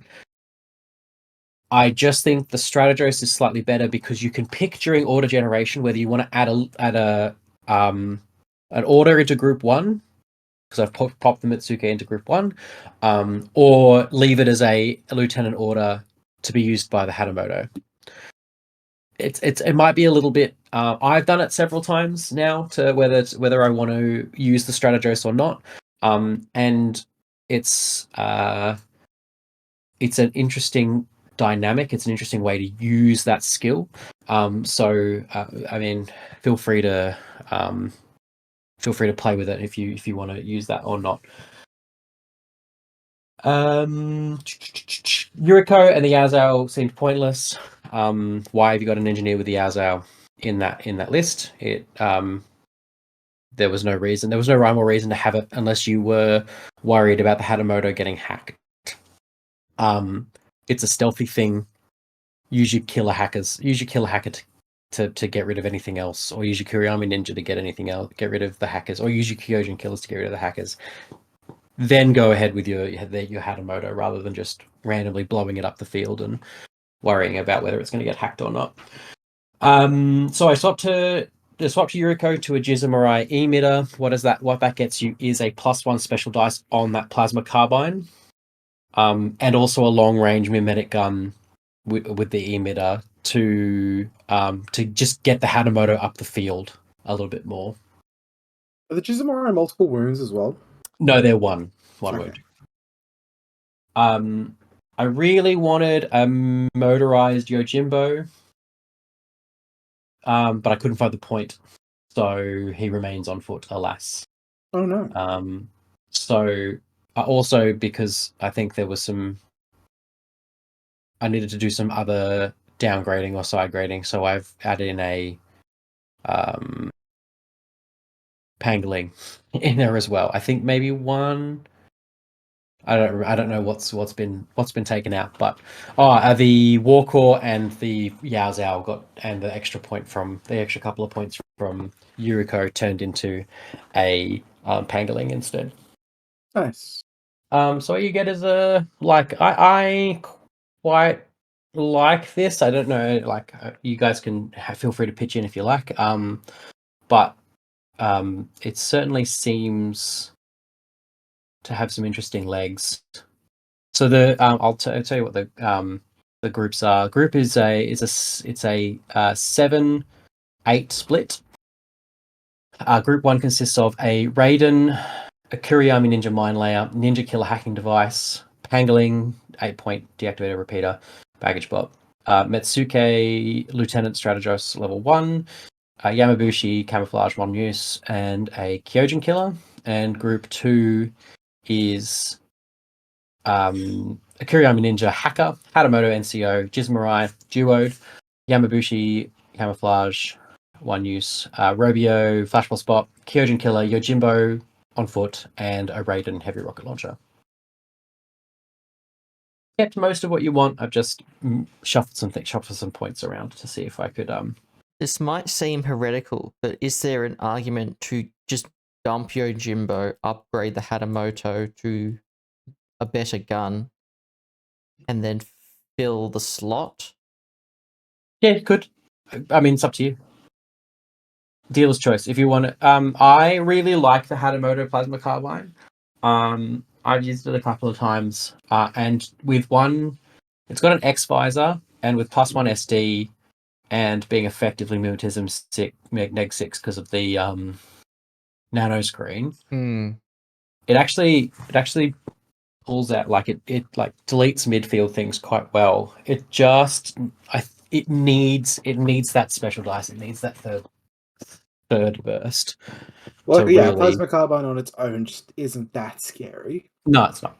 Two burst is not scary, but an emitter and a plasma carbine at 2.5 burst, very scary. But the plasma carbine's also one of those weird ones that can just get flat out ranged by a fair number of weapons in the game. Yeah. Both the Jizumura and the Hatamoto have combat instinct, which is quite fun. It means that if they're sitting in the midfield, they don't suffer from surprise attacking things, and they also are immune to stealth, which means that something popping around the corner and going, "Hey, I'm gonna shoot you," like I don't know, Guilang pops around the corner and goes, "Hey, I'm gonna shoot you, Jizumura," and you go, "Cool, I'm dodging on 16s." Into base-to-base contact with you, and then killing you. So, Yeah. I was quite down on the Jizzies at the start of the edition, but I've played with them a couple of times now and actually quite like them. Climbing Plus is a cool skill. Emitters, light shotguns, good CC. Like they're Emitter decent. stocks just went. Yeah, Oh. emitters are great. Yeah, Emitters are they really went good. from To the Basically- fucking moon. a joke arrow potential piece to, they're One of the they're a best in the game. real weapon. Hell yeah. I'm Hell glad that we yeah. got a JSA list so we could hand you something to do, Josh. Yay! We love it. We love it. And now I've smoke bomb. I'm out. See ya. Or Yeah. bang bomb. I'm out. See ya. Whew. Pocket sand. Alrighty. Bomb. It's time for some O12, boys.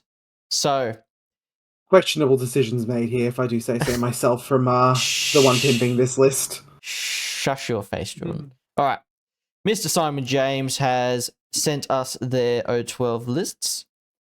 So, number 1, Group 1 with 7 regular orders. We have Curvo Goldstein with an SMG. We have a Nightshade Killer Hacker.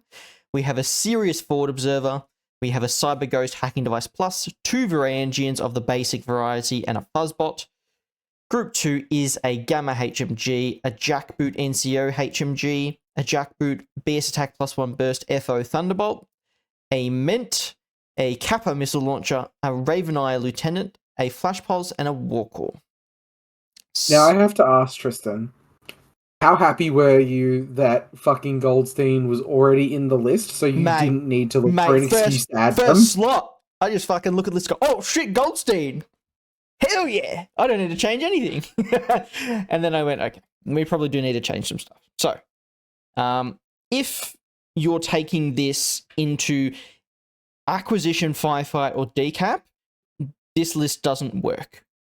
Raveneye LT, while I would probably say a really good option in N4, is an absolutely shit option in N5 when you're already taking a Gamma, which is a 3 wound 6 armor LT that cannot be isolated. It's just straight up better. So I would definitely do that. Lone Sirius in the midfield, the only thing you have in the midfield, except for the Nightshade, I don't think is worth it. It feels like it's just out there to die. A Kappa Missile is just straight up a worse guided missile bot for actually more points for the Kappa Missile. And I don't think the groups are spread too well, considering that the Nightshade and Curvo start off the table. So you have 5 on the top group, and you'll have 7 and a Warcore on the bottom group. You do have NC on the Jackboot though, so we could probably do something with those groups. So what I have done is we have just got rid of the Raveneye and we've made the Gamma the LT. Yay! It's arguably the best LT in O12. You are at arguably or best? Both. Both?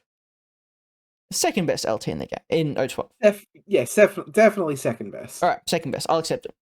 And we have added some Moonrakers. They are pretty much auto includes. O12 does not defend very well. Moonrakers are one of your only options, so they should always be taken. We've done a straight side grade of a Nightshade to a Razor. I have done that because it gives you the extra regular hacking device in the midfield to help stop potential H-iron tags running up the table. And it still maintains that Trinity. It still has a marker state, even if it's not a Cyber Mask. These are pretty interchangeable IMO. You can, like, the Nightshade has the mobility and the drop bear bonus. The Razor does get a combi rifle, which is pretty significant over an SMG. Yep. We've kept the Varangians. We have traded the Kappa missile for a Hellblazer. In your previous list, if your opponent semi-null deployed, the only thing you really had was Curvo, and if he couldn't land anywhere properly, or he failed the roll because you didn't have an Evo hacker, you had nothing else to do. You were pressing buttons and you were just waiting for your opponent to run across the table. So Hellblazer lets you run across the table and smack stuff on your first turn. We have swapped Curvo's profile just because I think a template is probably worth more than a 16 to 32 glue gun. Burst bonus is nice, but boarding shotgun is probably on equal footing for a drop troop as well. That's interchangeable as well. That's kind of personal preference. And we've added a Evo bot for Curvo to land. It also gives a little bit of goodness for something else that's not in there, I guess. It's just there. It's just there. You can get rid of it if you want. That is one of the things you can change. There might be a bad decision. The big thing... You could also just toss up Fairy Dust. Yeah, you could. The big thing that I've done to get these points to buy all these things is I've traded... I like the Jackboot duo, but I've traded both the profiles. So the HMG and the Thunderbolt kind of fill the same range band. One was a Specialist though, and one did have NCO. But I've downgraded the HMG to the HRL. It is a pretty significant... It's 6 points cheaper, which is pretty significant. And I've used those points to get you an engineer that gives the Thunderbolt AP. That's right. That's why we have the Evo bot, because it also lets you replenish your AP Thunderbolt turrets, which is just fun. Honestly, that might be better or worse. You did have 2 HMGs in the previous list. HRL is better at killing armor, probably. But it does give you the points to get that glorious emitter and Thunderbolt AP turret. Nice. Any thoughts? Thunderbolt AP turret scary. Yeah, it's not the kind of O12 list that I would sort of personally gravitate towards, but it's definitely effective at what you sort of want, what you are wanting it to do. Especially like trying to keep to sort of the design brief as well, like with like the Jackboot duo and stuff. Like there were definitely some like limitations that you were handed, and you've honestly done it with grace. It looks really good. Excellent. Again, I think the time of the Raven Eye Lieutenant is pretty much over. Yeah, it's over.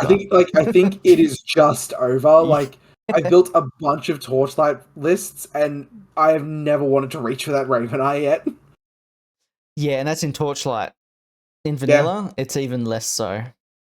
Yeah, you've just got so many good options. All right, now we're going to go. So Simon had a little request, and Jordan's going to grill me on this. Simon wants... Well, you should have included my list as well. This is ridiculous. You can have a little chat about your list. Don't worry. I'm going to scroll through our DMs now. Then. Simon wanted a list that included a Zeta that wouldn't immediately die to Shinobu, because there is a lot of JSA in Simon's meta.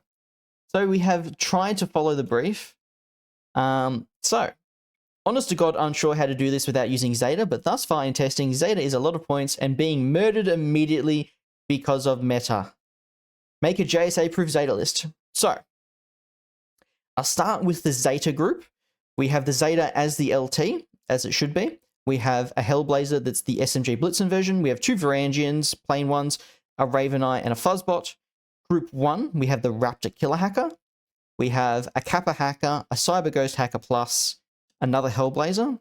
We have the Lambda Engineer with the +1 burst cum gun with a Yudbot. We have 2 Moonrakers, a Ment Chain of Command, and a Flash Pulse. So the whole idea of this is you throw the Zeta in the safest point in your DZ, no matter how far away it is.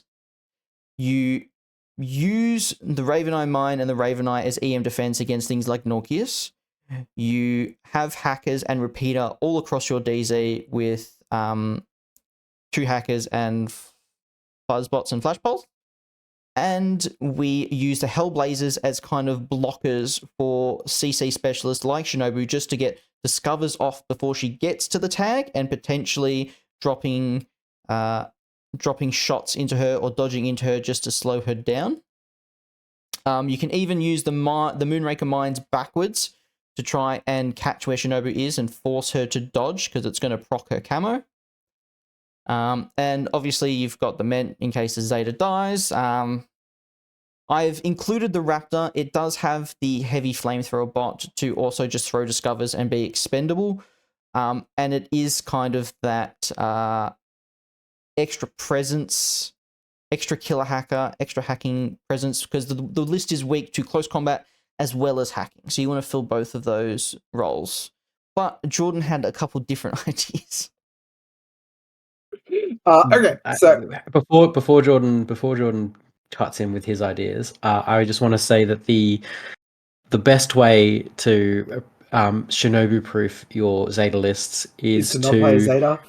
No, is to just tell your meta to listen to me and say that Shinobu is trash.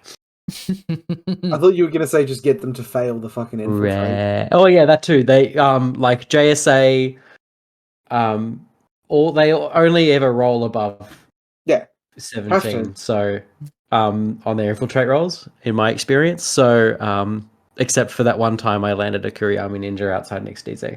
Jesus Christ. Okay, Yeah, so this was my version of this list because I was told make it as Shinobu proof as possible, and Tristan was like, "Oh, I'm gonna put a Raptor in the list." Jordan forgets to mention he thinks the Raptor is good, but you know, I made a list that will survive Shinobu and then complete the mission. I think the Raptor is fine. Okay, so my list is a Zeta Lieutenant. I can't believe you're letting me do this. Zeta Lieutenant, Ment FTO, the Monstrucker with submachine gun drop airs and AP rifle turrets, 2 Yud Butts, 2 Varangians, your pair of Cyber Ghosts, the Killer Hacker and the Hacking Device Plus, a Kappa with a hacking device, a Raven Eye with Mine Layer with his EM mines and whatnot, Fuzzbot Evo Hacker, and then Group 2, we have the Hellblazer, 2 Moonrakers, and then a Peeler HMG and a Peeler Thunderbolt +1 burst. Yes. Okay, so Jordan's just slapped the TR to tits in there. You have AVA multiple TR bots. Let's go. Yeah, I know. It's pretty good. You have both of them looking into your DZ as well, so you're gonna get discovers on Shinobu as she's coming forward. There is an absolute clusterfuck of mines and templates in this DZ. Yeah. It's gonna make her pause more than a Raptor KHD is. Yeah, your opponent's gonna look at that and go, I'm not over infiltrating Shinobu, she can wait for the Zeta to run up the table. Yeah, exactly. So yeah. And my list also has the ability to put down white noise for the Zeta to shoot through at any pesky MSV or... I have a Cyber Ghost hacking device plus. Do you? You do too. I thought you had the killer hacking device. Oh, you think I'm stupid, don't you? Yes. Yeah, okay, fine, fair enough. Why did you... What did you think the answer was going to be? I thought you were going to be nice.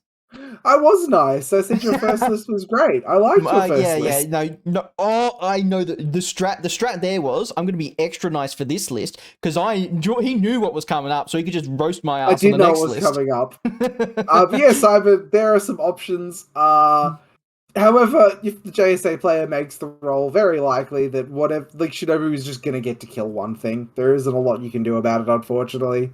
Yes, the key is that you're going to lose something, and everything needs to have something looking at its back. Even like at the Hellblazer. The Hellblazer manages to dodge into Shinobu and start CCing it. Just fucking shoot him. Alright. Moving on. Jordan. Yes. So this is Entry P's Vanilla Pano list. He did not submit any notes or anything, so I just have the list names to go off and the contents. So this is called Sad Varuna Noises. It is a limited insertion list. I was unsure, and both of his lists were either limited insertion or extremely close to limited insertion. I was unsure if it was a bug or a feature. This list has a double peacemaker, one with the mine layer, a Fennec, 2 Fennec hacking devices, 2 Sierra drone bots, machinist with his power bot, a Crux Knight FTO with strategic deployment, a Cutter NCO, and a Fusilier lieutenant. It is a spectacularly hackable list. There are 2 models in this list that you cannot hack. There are 2 repeaters with direct access to the Whip 12 hackers. Yeah, that too. I am very curious about the Fusilier lieutenant over the Cutter lieutenant. I am also sad that Varuna is no longer with us, but they are in spirit in Vanilla Pano. And I think there are super interesting bones here with a limited insertion Cutter list, which if we go to my first pimped list, I have decided, we have decided that limited insertion here is a feature, not a bug. So the list in question is a Tick Belang Lieutenant +1 order, the Cutter NCO, 2 Peacemaker Mine Layers, a Drummer Forward Observer, a Sierra Drone Bot with Thunderbolt +1 Burst, Machinist with Powerbot, Fennec Hacking Device, and a Motorized Bounty Hunter with Submachine Gun, Chain Cult +1 Burst. This is a list where you deploy 14 things, but you are vulnerable to being auto-stripped, I believe, because of the 1 tactical awareness, which Ivory lied to me about, so... I don't think so. It says 811. Yeah. Oh, You you deploy 14 things and you cannot have orders culled. That you just have confuse... 9 models. Yeah, this is just 9 models, baby. Yeah, okay. Limited insertion. This is limited insertion. Yes, you are immune to being culled orders, but you deploy 14 things. The Tick Lieutenant is the fuel itself or the Cutter. You've got some unhackable close assault with the Motorized Bounty Hunter. You are still terrified of hacking, but you're way more based about it. Yes. Cheers.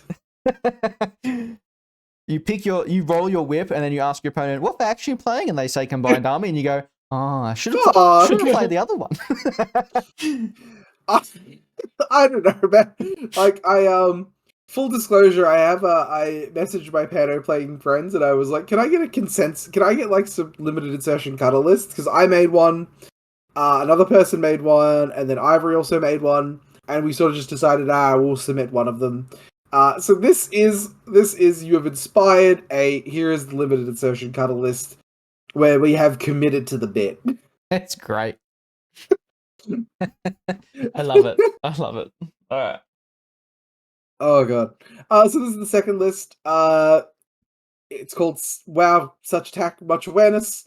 It's a Black Air FTO, a Pandra with Tack Aware, 2 Power Bots, Blade FTO Engineer, Bullety Spitfire, Bullety Heavy Shotgun, 2 Pathfinder Drone Bots with Tack Awareness, the Cutter NCO, Fusilier Lieutenant again, Warcore with 360 Visor, and 2 Halot Militiamen.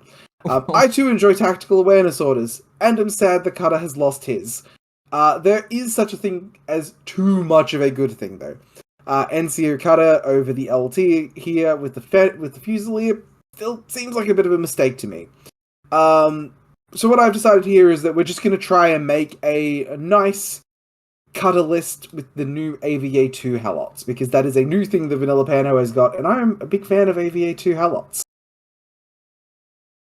So, here is the pimped version of this list. We have the Cutter Lieutenant with its crab bot, 2 drone bots, Machinist with power bot, with his arm turret as well. First time I've gone to put that one in a list that I did for Vanilla Pano here. The 2 Helot Militiamen with camo, submachine gun like rocket launcher. They are more expensive now, but we make do. Pardon me. Fennec Forward Observer with his Disco Baller, the Fennec Hacker with his Emitter and Fast Panda, Mulebot Hacker, Evo Hacker, your Warcore. Then in Group 2 we have the Bolt Duo with the Multispectral Visor, Multi-Sniper, and the Killer Hacking Device. Insert picture of me with the Marge Simpson meme with the potato of, I just think they're neat. I like bolts, what can I say? A Zulu Cobra Killer Hacker, a Sierra Drone Bot, and a Motorized Bounty Hunter. It's got Lieutenant Cutter, it's got 2 Halots, it's got the Fennec package, the TR Bot plus Bolt Duo for ARO defenses. You have a really good offensive killer hacking device plan with the Zulu Cobra and Bolt KHD to make enemy hackers ask some serious questions about their life decisions. Again, we've added the motorized bounty hunter as a nice piece of unhackable close assault. And I think this is like the third or fourth cutter list that I built in N5, and it's the one it's got the most I just think it's neat. I just think this is neat. It's a really neat list. Tristan is saying that he said to me that the Bolt Duo has been a little bit exploitable for his taste. But I think there's a lot of potential here. You could do a lot of different things with it. This is just one version of a cutter list. Yeah. Yeah. Well, with the Bolt multi-sniper, like if you're gonna be penalized by Albedo for marksmanship, you might as well take MSV2. Yep. Yeah. They can't penalize you more. It's been really good for me. Like it's cheap and it's scary, and if people don't have the answer to it, it can dominate half of a table. But if people have white noise, it's even with marksmanship, it's pretty trivial to get rid of it. I mean, there's straight up whole factions that don't have Albedo or white noise. albedo or white noise. Like anything Ariadna is getting fucked. Oh, Ariana has an awful time against this. Yeah. Just stay in camo. Pretty much. And I honestly think Phalanx are probably the best line troops in the game now. They're so good. I two or love, three of them in vanilla, not linked, is insane. They are so good. I have legitimately put like the mine layer, the forward observer, and the hacker in a bunch of nearly lists. every vanilla Pano list. Yeah, it's really good, man. Like I cannot stress enough how insane it is that Pano has like really good vision control now with disco ballers from the 13.2 shot 13 eclipse. Points. On BS 15 within wild. inside 16. It's mental. Yeah. It's kind of it's genuinely kind and of even wild. getting fast pandas. Yeah, well no, they had that before.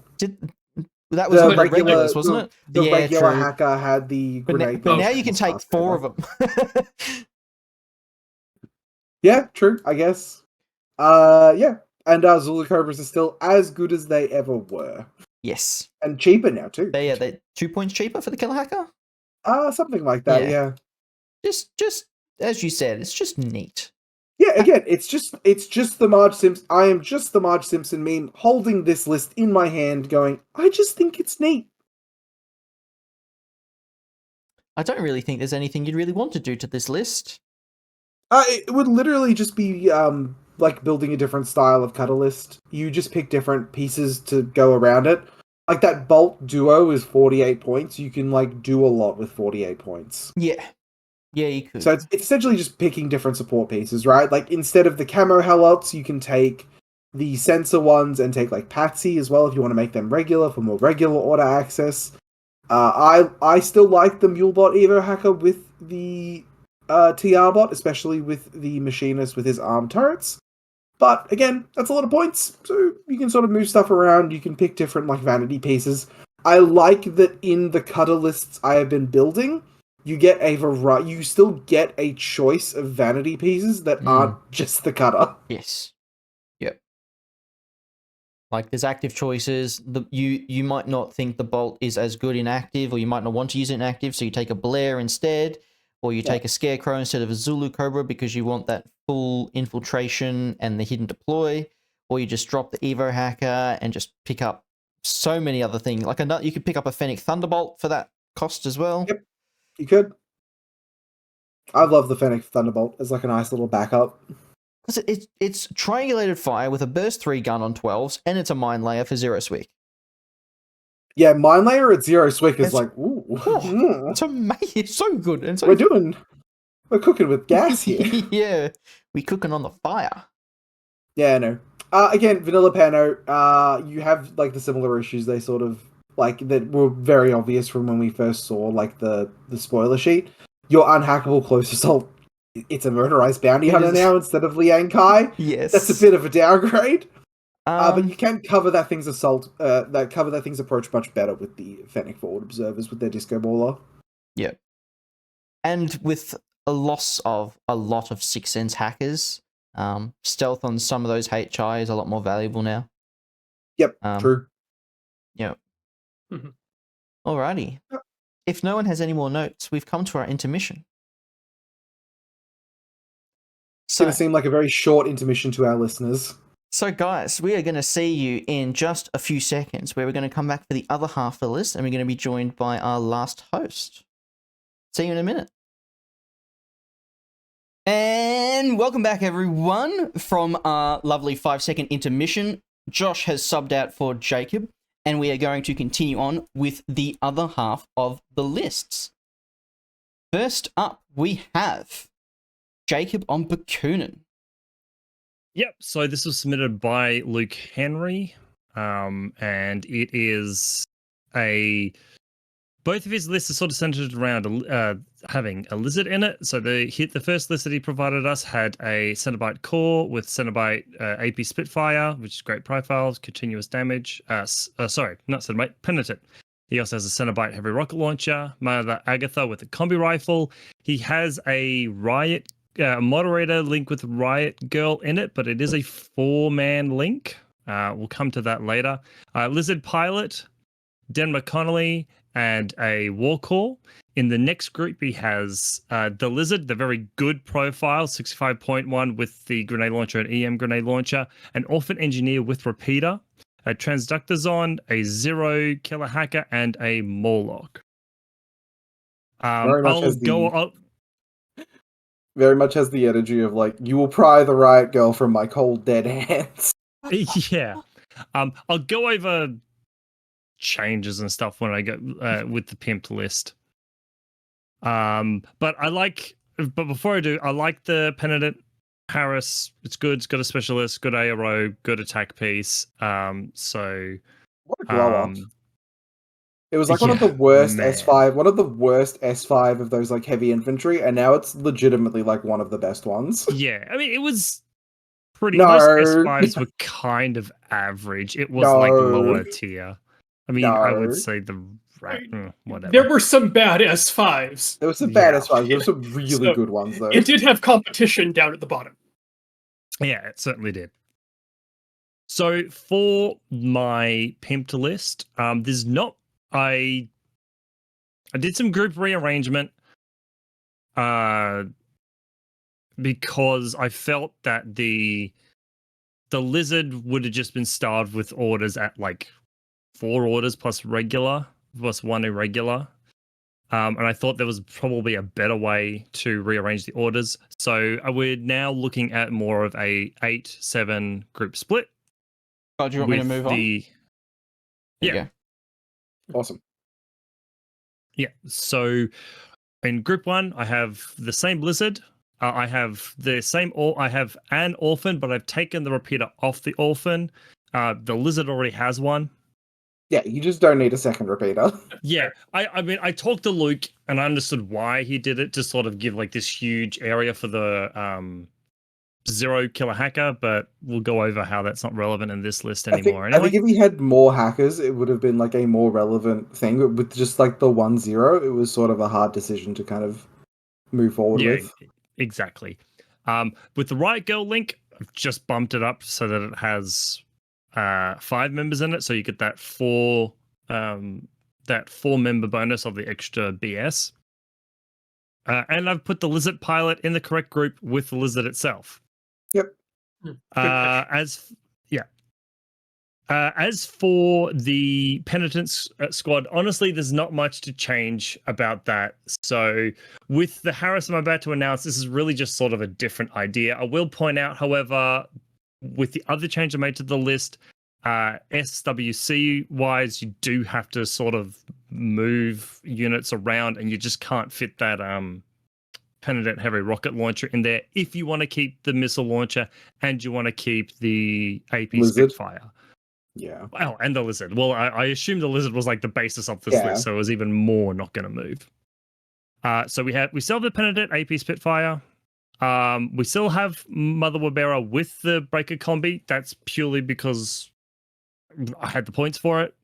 I've subbed in the Reverend Moira multi-rifle, EM grenade launcher, and Zapper. This does provide this Harris with NCO, so you can use that moderator order. It does provide it with number 2, just in case, I don't know, you get a really bad roll on like Mother Agatha because you're using her Breaker Combi for some reason.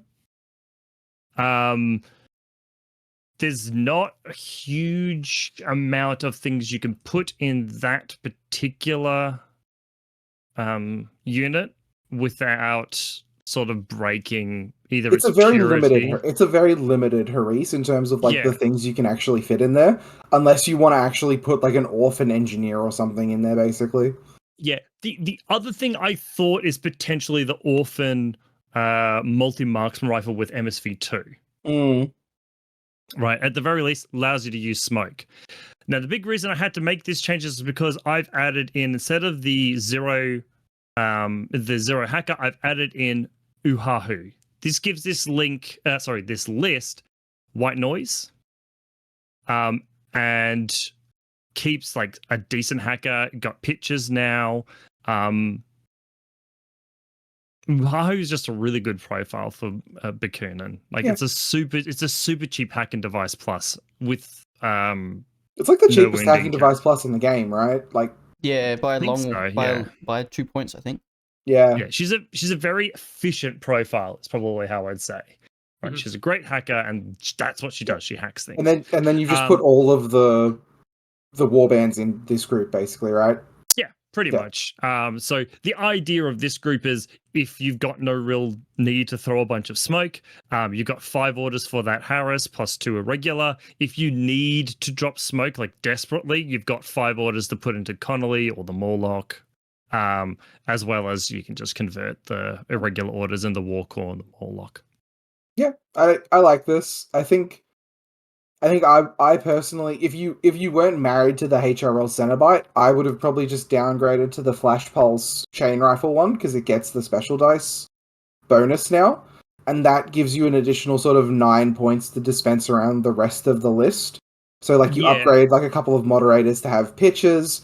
You can maybe turn something like you can get the 0k HD back in there potentially. That's sort of the only thing that really stands out to me, and it also does make it that level 3 team where you then do get the dodge discover bonus, and the dodge bonus does seem sort of important to this type of team with like the penitent, like making Cenobites dodge better seems very good. Yeah, admittedly, I think the Moiras still keep that purity. I think they're the one No, they don't. I don't believe so. I think you can put them you're in wrong. the No, you're link, right. but they do not have purity. Yeah, you're right. And yeah, you're correct in saying that like that bonus is worth keeping. Yeah. As well as, but there is an advantage to the Moira that because technically that's a 6 order group if you count the NCO order, which you can't use anywhere else in the list. Yeah, I think with Nomads especially, you sort of do just sign on and go, I'm not doing much with the Lieutenant Order unless you're like specifically playing something like a Kusanagi. So I don't necessarily look for NCO in Nomad like Bakunin lists that I've been building. But it's definitely something to consider, like having that extra order to play around with. I think it's a really neat Harris. I think the problem is the first 2 slots are super easy, where you go like, oh, Penitent and then a Cenobite, and you're like, I can't put a second Cenobite in there. I have to try and like fill the space with something else, and that space is a little limited. The other thing you could do instead of the Moira is you could put the repeater engineer there, and that way if you need white noise for the Cenobite, you can pop it down from there. Yeah. And then again, you've got about 10 or so points to play with. There's not a huge amount you can do with those points, but you could probably maybe upgrade like the Morlock to something or the Warcore. Yeah, is like I said, it's like trying to play like a Riot Girl missile launcher still. It is just a point sink, and being like married to like the 5 core is like limiting in terms of slots. But it's probably still a very relevant piece in N5. Yeah, I would argue though that just if you want to do like the castle core in Bakun, you're probably better off centering it around like the Cenobite HRL. Yeah, exactly. Yep. All right. Next list. Oh, sorry. Go ahead, Tristan. Watch my laptop. Okay. The Penitent and Agatha count as a duo together that is pure. Yes. I would just fuck the Moira off, upgrade the War Core to a 0, upgrade a couple of those moderators to maybe have the pitches. Then you have a regular hacker, a killer hacker to protect Uhahu, and I don't really think you need to run around with 3 if you're just taking the Penitent and Agatha. I think the 0 gives you an extra kind of little bit I think in that list. I think if you want the ARO presence, like turning her into the Cenobite with the Flash Pulse chain rifle is worth it. Yeah, It's up but to yeah, you. Yeah, getting You're the right. If the you- +1 special die. At the very Flash Pulse. least, you have 2 points left, and moderators with pitches are Yes. just an extra point, so that should be fairly standard. I mean, look, the only thing with moderators is, of course, you're hiding your lieutenant via spamming out moderators. But Nah, with Yes, this, but with, you've with already this, they're got- grouped up. So You've got 2 decoys. You could easily drop that to 1 decoy and have one of them with pitchers. I've personally always felt way more comfortable with like 2 decoys, but I can understand that people like to roll the dice a bit better, Yeah. more than I would. All right. Fair. Number 2. So the second list that was provided is very similar. We still have that penitent AP Spitfire Harris with Wabera, this time with Vulcan shotgun, the same Cenobite HRL. We now have a proper 5-person moderator riot girl link. You've got Brando Castro, and Morlock, and then in the second group again, Lizard, Clockmaker, Transductor Zon, Denver Connolly, and Warcore. My biggest thing with this list is why the Clockmaker. I don't think its 2 whip is the extra 2 whip from having a Clockmaker is worth the difficulty potentially in getting it up to a lizard that goes down. You cannot duo them.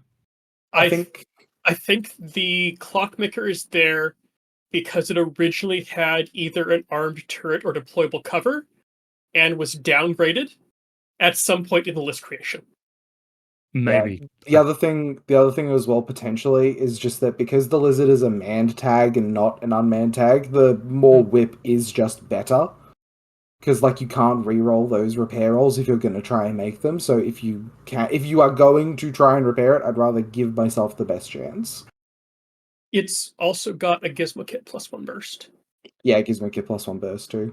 All right. Fair enough. In that case, I mean, I didn't do this in the list, but is it? I would have just put it with the moderator link. Yeah. Or you just find the points to give it a Zondwat. Yeah. What did you do to the Consideration. list? So the list is a different idea. Again, it's me trying to get into this list a hacking device plus. So change the penitent Harris. So essentially change the observance Harris into a Reverend one with Kusanagi leading it. Reverend Custodia with combi rifle and pitcher, and Mother Agatha still with the Vulcan shotgun. The moderator link is Unchanged. with the right girl is unchanged. And so is like Brandon Castro and the Morlock. The only thing I've done is I've made the Clockmaker into the orphaned engineer, and we've still got about 1 point left. If you want to sort of add the moderator pitcher into this team. Yep. Or if someone has convinced you that the Clockmaker is better in that link, you can make that orphan into the Clockmaker, put it back in the link, trade a moderator for another flashbot if you can. I'm not sure if Bakunin get AVA 2 of those. They do. Well, that's an option as well. Yeah. Yeah. So this is just me sort of transforming the link. Like technically, Kusanagi is a better shot, and does have, instead of mimetism -3, mimetism -6. She's still relatively tough. Obviously, not near this armor, but this does give you the Reverend Custodia, which provides you with pitches and provides you with a white noise that can move with Kusanagi. So if you run into if you run into marksmanship, if you run into MSV2, you can drop that white noise very easily on that link. Yeah. And you can make those shots. I think Does Bakunin has white noise work for marksmanship now? Yes. Okay. Yeah, white noise is it's because it has the reflective trait, which is what causes the -6. Okay. Yeah. People have to dig into the rules a little bit to find that. I think the Bakunin has such easy access to white noise that like you should try and fit it in basically every list, especially when you have a BS14 tag that is also a repeater. Yes. Mm-hmm. Yeah. Yeah, like whatever we said for the previous list and previously, you can make all those little bits of changes. There's points you can shuffle around anywhere to make slight differences. I know the continuous damage on the penitent seems like, oh, super cool, but Kusanagi really did get a glow up.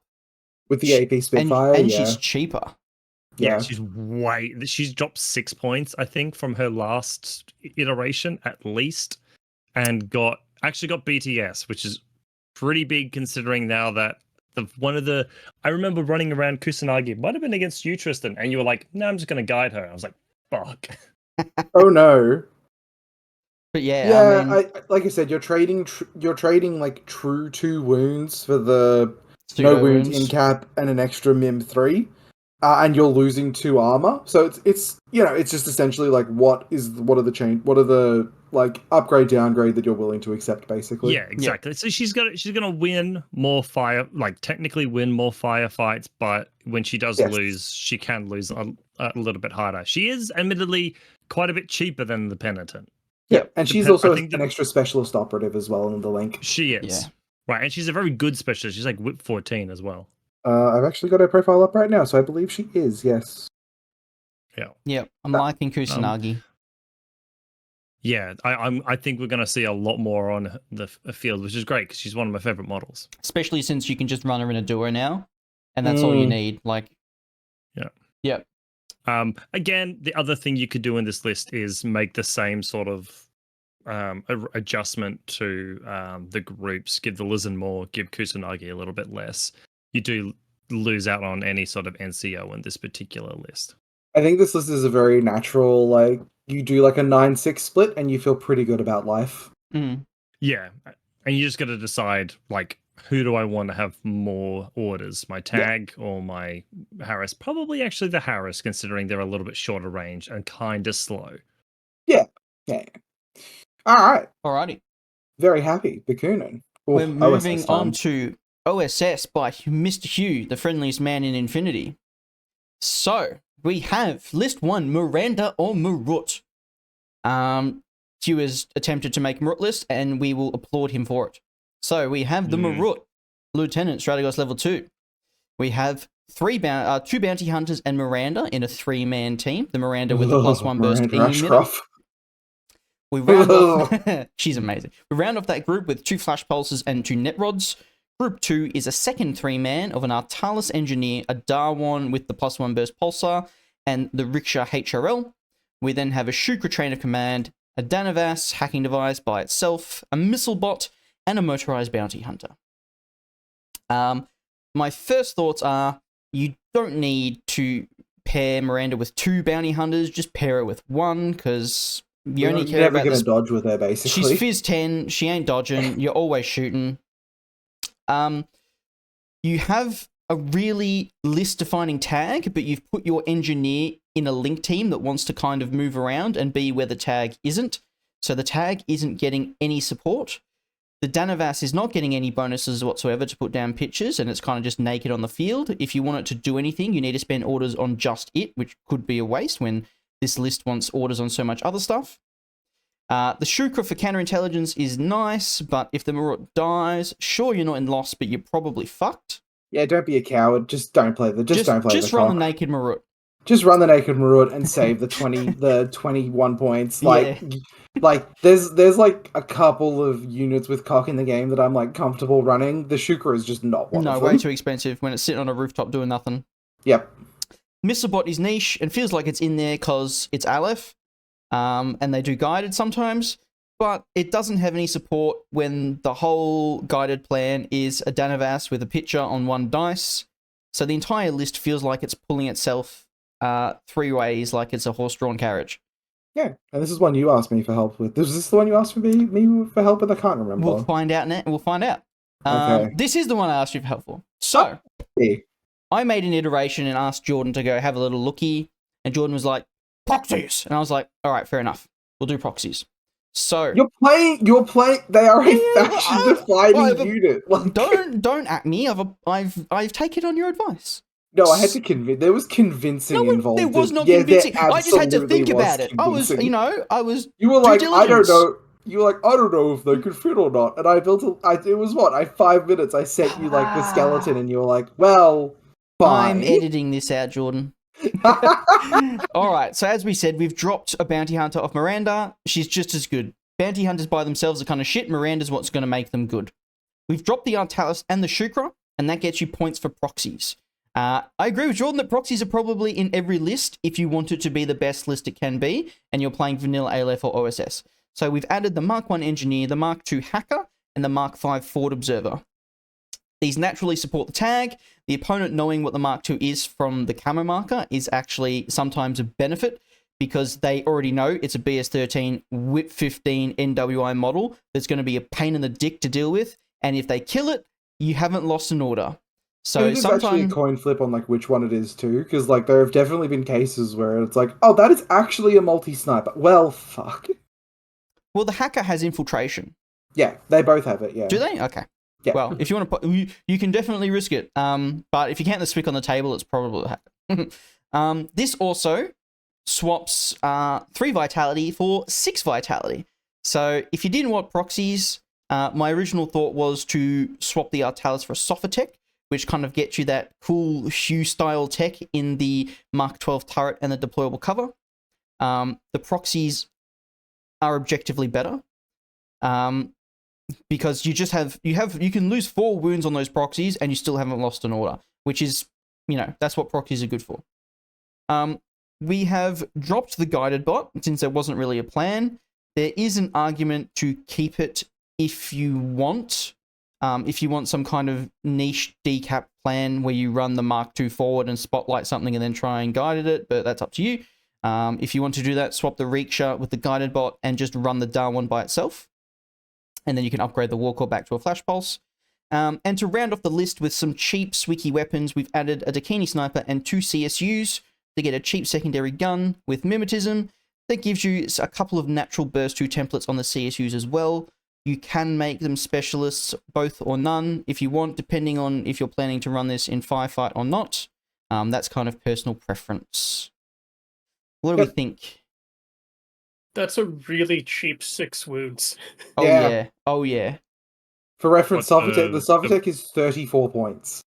So the Mark 1 plus Mark 5 are cheaper than the Softer. Yes. Yeah, the Softer has always struggled to fit in when you can get a proxy Mark 1 and 5 for less than what it costs. Yeah, and the fact that Pavati exists in the faction as well. Yeah. Only thing I'd probably add to it is dropping the specialist CSU to the cheapest specialist CSU to add a Yard bot, so one of the helper bots to that engineer. Oh, there should have been a Yard bot. This is an old version, I think. There should be a Yard bot in there. Yeah, so to do that, you just drop the CSU to the you downgrade the CSU. I'm pretty sure I did that, but it seems like I haven't saved it properly. But absolutely have a Yard bot on the Mark 1. Yep. And the only other thing is I feel like if you're going to run... The emitter is an actual gun, isn't it? Yeah. Yes. That's burst 3.5 emitter from 16 to 32 with MIM 6. And marksmanship. And marksmanship. Yep. Okay. I was going to say the multi-rifle, but that emitter is probably more annoying. No, Miranda Ashcroft is like, she's the biggest crit magnet in the game now. Like, she gets crit and dies, but until then, basically every unit in the game has to look at her and go, oh man, I really don't want to run the numbers on this. Yes. Yep. She is a template magnet, though. I have played against her, and she does not like the templates. No, not with wondering whether I'm always wondering whether I have a Miranda. I have a Miranda. It's a good time. It is a good time to have invested in Miranda stocks because they're through the fucking roof. Great 40-point duo as well. It is, yeah. All right. Big fan. We'll move on to the list that Jordan didn't touch but did look at. So, this is a version of Hugh's classic. There's a very good reason why I didn't touch this list, because the first thing I would have done would be to remove the Rudra and the Yadu. So, Hugh has provided us with a list building constraint, which we love. So, Hugh's natural Harris is the Asura Hacker, the Yadu NCO HMG, and the Rudra K1 Marksman with some Mind Dispenser Shock. That has to stay. They ain't getting touched. We have In addition, a flash pulse, a net rod, another flash pulse, 2 bounty hunter regular ones with a boarding shotgun and a sniper rifle attached in a Harris to a motorized bounty hunter. We then have Proxy Mark 1, Mark 4, and Mark 5, the classic ones. We have a net rod, we have an Evo bot, and then we have the Darwan and the Rickshaw HRL in a nice little duo. I looked at this and went, those bounty hunters can fuck right off. They are doing. They are doing nothing with Miranda. You're not pairing them, with Miranda, they are doing nothing. That is a BS-12 sniper rifle for 19 points. Yep. No. No. So, the current Asura oversight, in terms of her being able to directly hack camera markers, really makes me want to take advantage of that. So, we're going to add linked pictures and guided missile, because they are mwah. So, we've dropped the bounty hunters, the Rickshaw Duo, and the Mark 5. We added a second flash pulse bot, the Danavas, 2 Dakinis being a regular and a HMG, and a guided missile bot. CSU is in there because I had 11 points left, but it kind of makes a weird little 5-man link in Group 2. The purpose is to give the Danavas and the guided missile bot +1 special dice for the guided shenanigans, and I had 11 points left over. Mark 1 changed to a Doctor because the Asura is Vitality. The idea is to spend Group 2's orders to picture near camera markers, or just move the Asura near, and the Asura goes move hack, move hack, move hack through the repeaters, and if you discover something tasty, you guided it with 2 dice. Yep.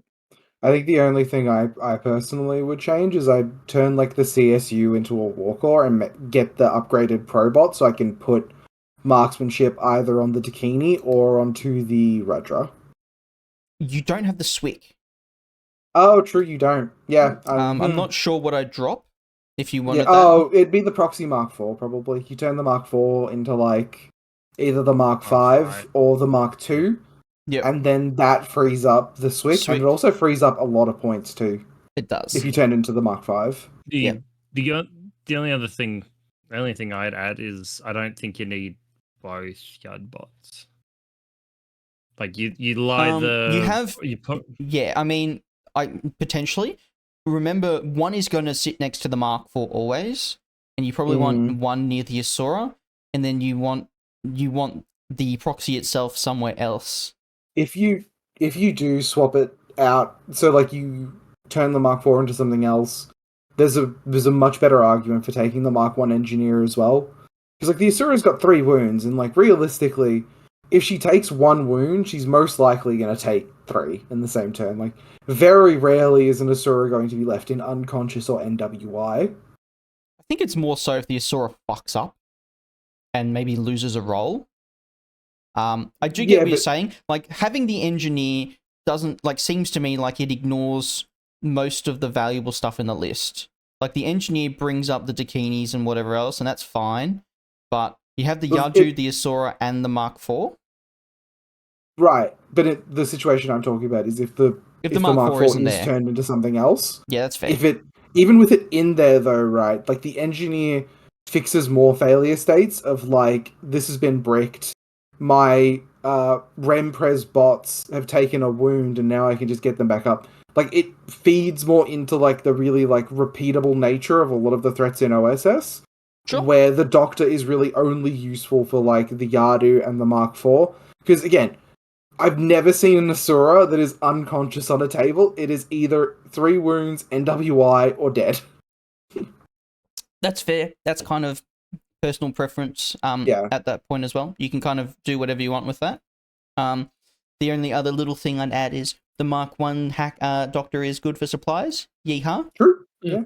It's so like that much. But yeah, getting the Dakinis up can just be annoying. Sometimes Dakinis don't want to die. Sometimes someone sacrifices something to get rid of your guided plan and you just heal it.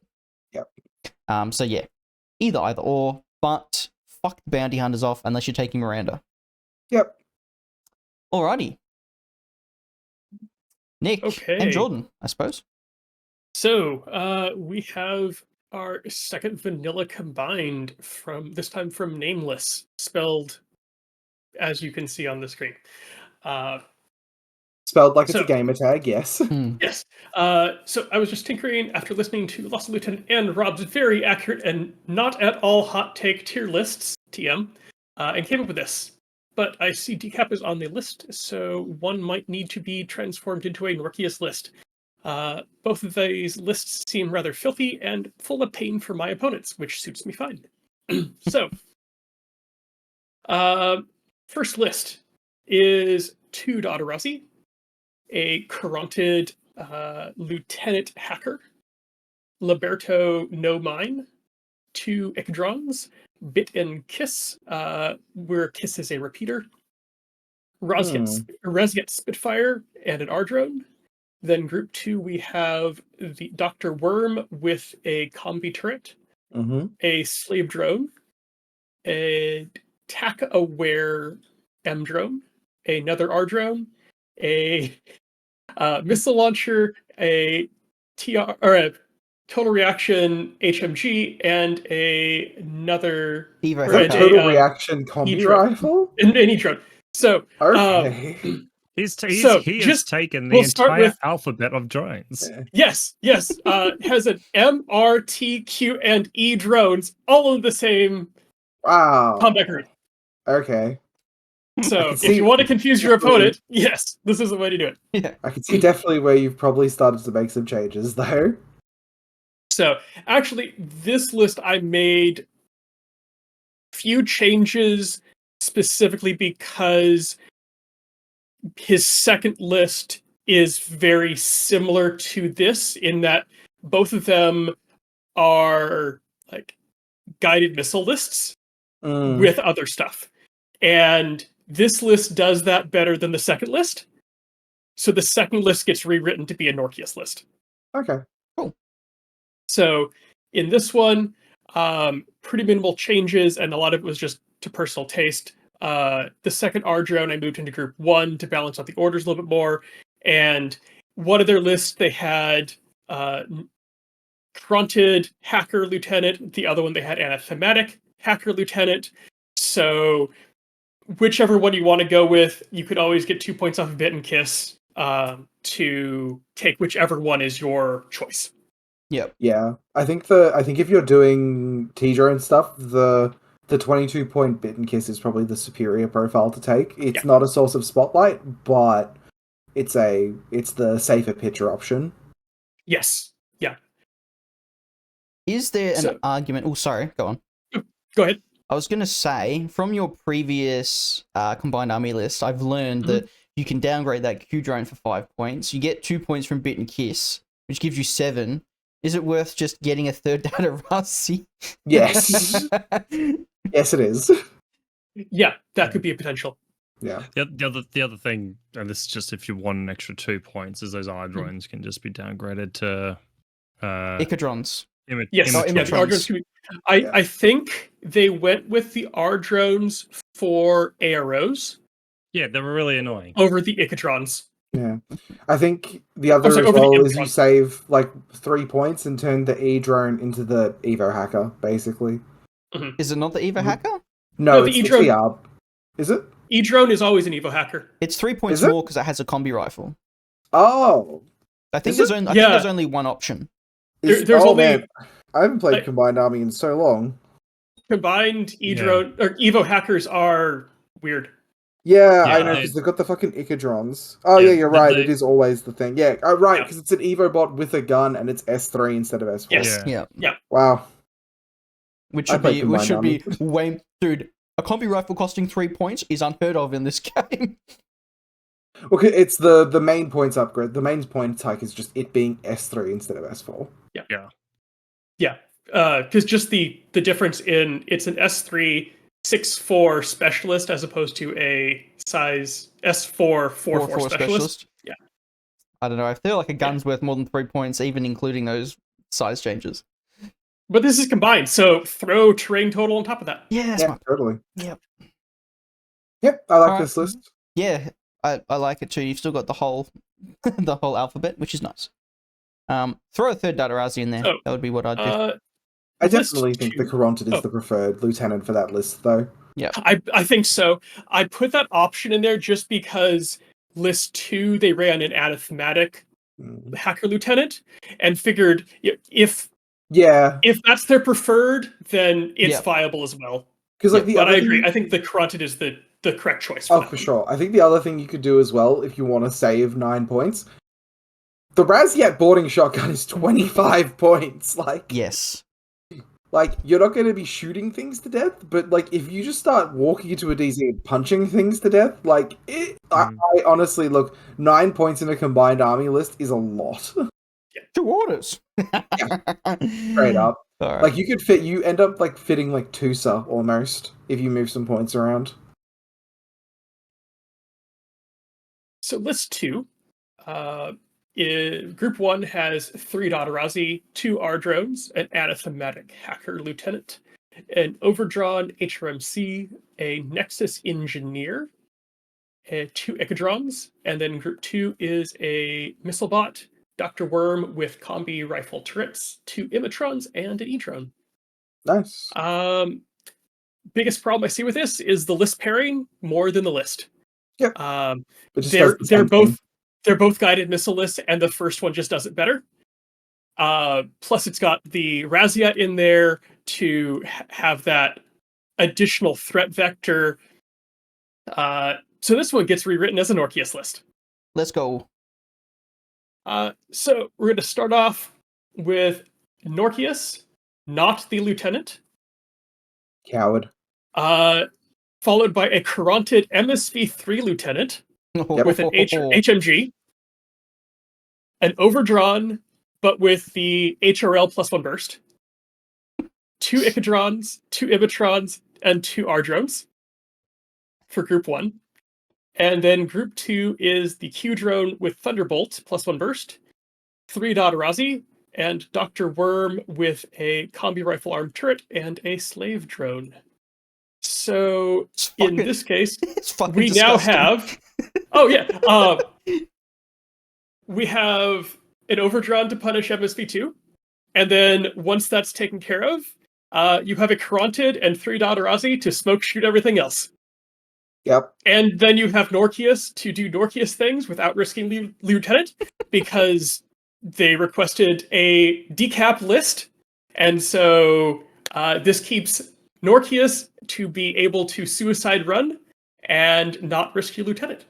Yep. I think the only change that would stand out to me is I'd be willing to sacrifice one of those Datarazzi to get the overdrawn back to a HRMC, just because it is a much better active turn gun. The difference between burst 3 and burst 5 is enormous. And it is only BS13, which is better in this edition than it was in N4, definitely. Yes. But I'd rather just use weight of numbers to sort of I'm sure Ivory's done the math on this, where it's this many % better to be burst 5 instead of burst 3 if you're fucking BS13. Oh yes. The only thing that we said about it's heavy rocket launcher, not a missile rocket launcher. Yeah. So the only thing to be said about I was gonna mention the plasma sniper rifle is just being, if you can, and this is all kind of board dependent, stick it real far away. If you can have a real long line of sight that the overdrawn can look down, it's just gonna be a fucking problem. I think if you wanted to do that, you'd be better off trying to fit. Sorry, Nick. Try to fit Tusa in the list. I think for the overdrawn, the plasma sniper is just in a weird place because it's so close. I think it's 2 points off of the HMC, and it's hard to argue those two when you're basically paying the same points for them. Yeah, admittedly, you can probably, if you can manage to swing it, can take a Nexus, the sniper rifle Unidron, and an E-bot. Yes, and that allows you to have the same result. Same result, and I think it's probably cheaper. Yeah, it's close to cheaper. Yeah, I think that is really the only change that stands out to me, is that I'm happy to sacrifice one Datarazzi to turn the overdrawn into the burst 5 profile instead. Yeah, because the Datarazzi and overdrawn pair up very nicely together. Yes. And then with Group 2, you're at 4 regular orders, but 5 regular orders, right? If you drop the Dotarazi, you'd be down to 4. You just move some points around and you take one of the cheaper things, basically. Okay. Well, you have 3 points left over if you do that. Then you just put a war core in, right? CA don't get war cores. Yeah, Then we don't get you more downgrade a Icadron into something. You downgrade an Icadron into like one of the war bands and just take like 2 Gakis or something. Sure. Oh, okay, yeah. I mean, you could just take the hit. No, No? no. Alright. Just you can still like you're not taking Tigers anymore, but Gakis definitely still have an amount of value. Just as they like, I'll see what you do. Well, Gakis are just they're 4 points. Yeah, they're 4 points. It It's doesn't hard to matter argue. that they got worse. They're still 4 points. Yeah. Like you turn like an R drone into like 2 Gakis or something. Like Mhm. there's ways to really easily move the points around where you don't have to be 14 orders. It's just a case of like upgrading to the HRMC is just, I think, that much worth it. Okay. Yeah, I think given how the list is going to run, yeah, you've got a good point there. And it's actually that really gross thing where you're if you're going first and you just hold back one thing, you Mhm. put down either Norkius in the Corontid or you put down Norkius in the Overdron, and they go, "Ooh, my Mimetism Aero piece is safe because he's put his 2 big things down," and then you put down the Overdron, or Yeah. like, yeah, it's just disgusting. You go because if the Corontid and the Overdron both go down before the reserves or anything, you look there and go, I can't aero shit. Everything's gonna die. Yeah, I think the best reserves, if you spend the command token, is you just hold the Overdron and the and Norkius in reserve, and then you basically go, oh, this side of the map has got the Albedo piece, this side of the map is less defended, Norkius goes on the run this side, Overdron's deployed here to take care of the MSV pieces. Grossness. As a funny point of interest, the Unidron plasma sniper rifle thing I just mentioned is exactly the same points as the plasma sniper rifle Overdron. We're talking about reserves. Going first, I'd be tempted to hold the Corontid and the because they know the Corontid's there because Lieutenant roll. Okay. Mm-hmm. Yep. There's only 2 things it could be. It could be an anathematic. Yes. Oh, true. Or Because I was thinking it could be the Corontid hacker, which I think is more likely in people's brains. Actually, because I'm thinking if you hold the Corontid and the Overdron, the fact that you're not reserving Norkius is going to eat at their brain some. Yeah. About what do they have left that is so important? Yeah. They're not reserving Norkius. Yeah. Now we're just playing like evil head games with people. Yeah, it's either the Corontid or the Overdron. Because if you're playing against Bakunin, you go, I reserve the Corontid, and the Overdron goes down, they go, I'll block that with my Mim 6 ARO piece. You go, great, here's a Corontid. If you're playing against, like, I'm just going to throw Emma off the top of my head because they have MSV ARO pieces, you put down the Corontid, and they go, oh, cool, we're kind of on equal grounds a little bit. You put down the Overdron, and you go, oh, I'm fucked. Yeah. Just a reminder to people, the Corontid HMG Lieutenant got cheaper. Yes. I don't know why. Who knows? And got better because it shoots camo markers. Yep. Yeah. All right. Still Phalanx. Ooh. Right. Yep. So this list submitted by Matt D is using the very much glowed up Agamemnon. Oh, what a good boy. The slightly glowed down Ajax, I suppose. No. No, he got smoke grenades. No, he's fucking incredible. I did. That's right. You know, you're right. He did. Then a Dactyl Engineer, Phoenix, the new Themius, which is the hacker. Anyone who played N3, he used to be a journalist. I think he still is a journalist. He is. Myrmidon, and then Myrmidon, 16-point Myrmidon, 2 Lameth bots, so the Flash Pulse bots, 2 net rods, and then in his second group, he has Alki with NCO, a Thoracic, a K2 Auxilia FTO, a Ectomoi, chain rifle, and a Warcore. Yep, that's a list. Yep. So I, being the big baby that I am, don't like having my lieutenant as a attack piece without having some chain of command. Still, Phalanx doesn't have the best access to it, but their chain of command unit now is kind of important or kind of worthwhile because it's the only source of Eclipse smoke, as well as Alki being an NCO is going to see a little less use here with Agamemnon sucking up that order. But I couldn't find a way of really getting rid of her. Right. So- Where have we sort of gone with this? Yeah, so my main objective again was to get chain of command in here to sort of protect the losing Agamemnon. To do that, I got rid of Themius and changed him into that officer. There wasn't really a big plan. Didn't seem to be a really big plan of having him in the list. Like, he's just a hacker. He's not a great hacker. He does have a picture. He can shoot things, but he's not awesome. I also needed a couple more points. So Ajax was changed to Hippolyta, who I do think, as far as running up the board and berserking things, is probably a little better with a mimetism -6, and being faster and having super jump. Again, well, there was, it depends because she's there- also got her weapon's only PS8, whereas Ajax is PS4. I've forgotten to take a look at, because I'm still used to looking at their fizz for it. Yeah, it's That is, there is a lot of choices to be made, basically. Yep. Yeah.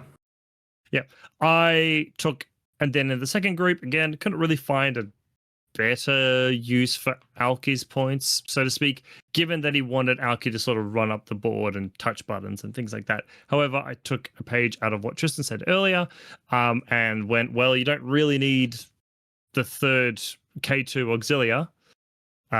You're getting most of your bonuses out of having her and the Thrakitai. So I used the extra points of downgrading the K2 auxilia to a probot to upgrade the Thrakitai to a paramedic. And that's about it. I will say, I did Yep. play against Jordan Still Phalanx, Jordan from out of state. Yep. And the most annoying, he was playing Still Phalanx, and the most annoying unit in his army was a linked K2. Because I walked in front of it, it has 2 effective wounds and pretty high armor, and he goes, I'm going to shoot an EM mine at you. And I go, cool. It didn't die in the first volley. Now I have an EM mine in my face. So I have to run up something else and dodge it, and then I move and shoot again, and he just drops another EM mine. I'm like, fuck. This sucks ass. They just shoots Well- EM mines at you in a row. I mean, that really just speaks to me having not had much experience playing Still Phalanx and N5. I think it's an Um, interesting change. I think there's arguments for like a lot of different things. Like, Zephyr is saying that like I'd agree with Zephyr. Probably like Thrasimese is probably worth keeping in the list, just being able to do like hacking classifieds and all that. True. You probably, in my opinion, don't need the Myrmidon officer because Alkay's got the disco baller, and it's a 30-point chain of command that costs half a swick.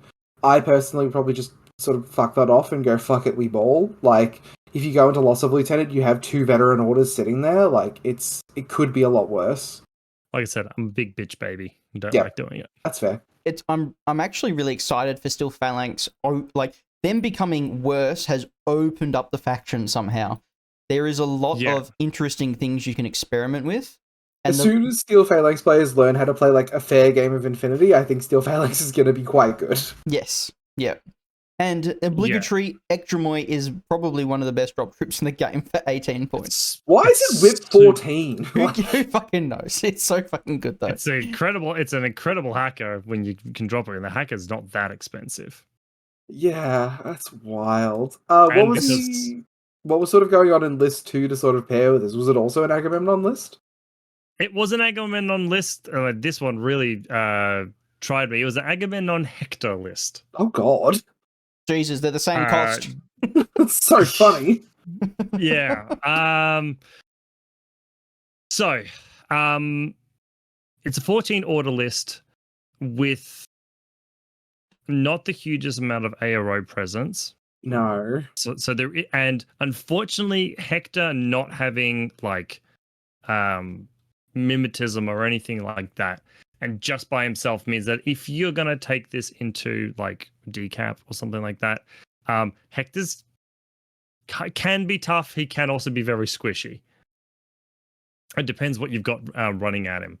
I also think that these groups could be rearranged. I don't think, having two big pieces in Hector and Agamemnon in the same list, I think does you a bit of a disservice. It's also a Steel Phalanx list with no smoke, which I think, even with the downgrade to smoke and the lack of access, I think is sacrilege. Technically, there is the Alke there with the Disco Baller, so it is not without smoke. It does have Eclipse Zone still. It does. It does. I'm not seeing how this list plays turn 1, to be honest. Me neither. I think there's a lot you can do with this. So, with me, I'm trying to keep the list, like, pimp it out, but sort of try and keep it the way it sort of was. So, his list, I'll just quickly go through Group 1, had Agamemnon, Hector, Netrod, Lemeth, 2 Dactyls, a Machi missile launcher. The Dactyls had nothing special.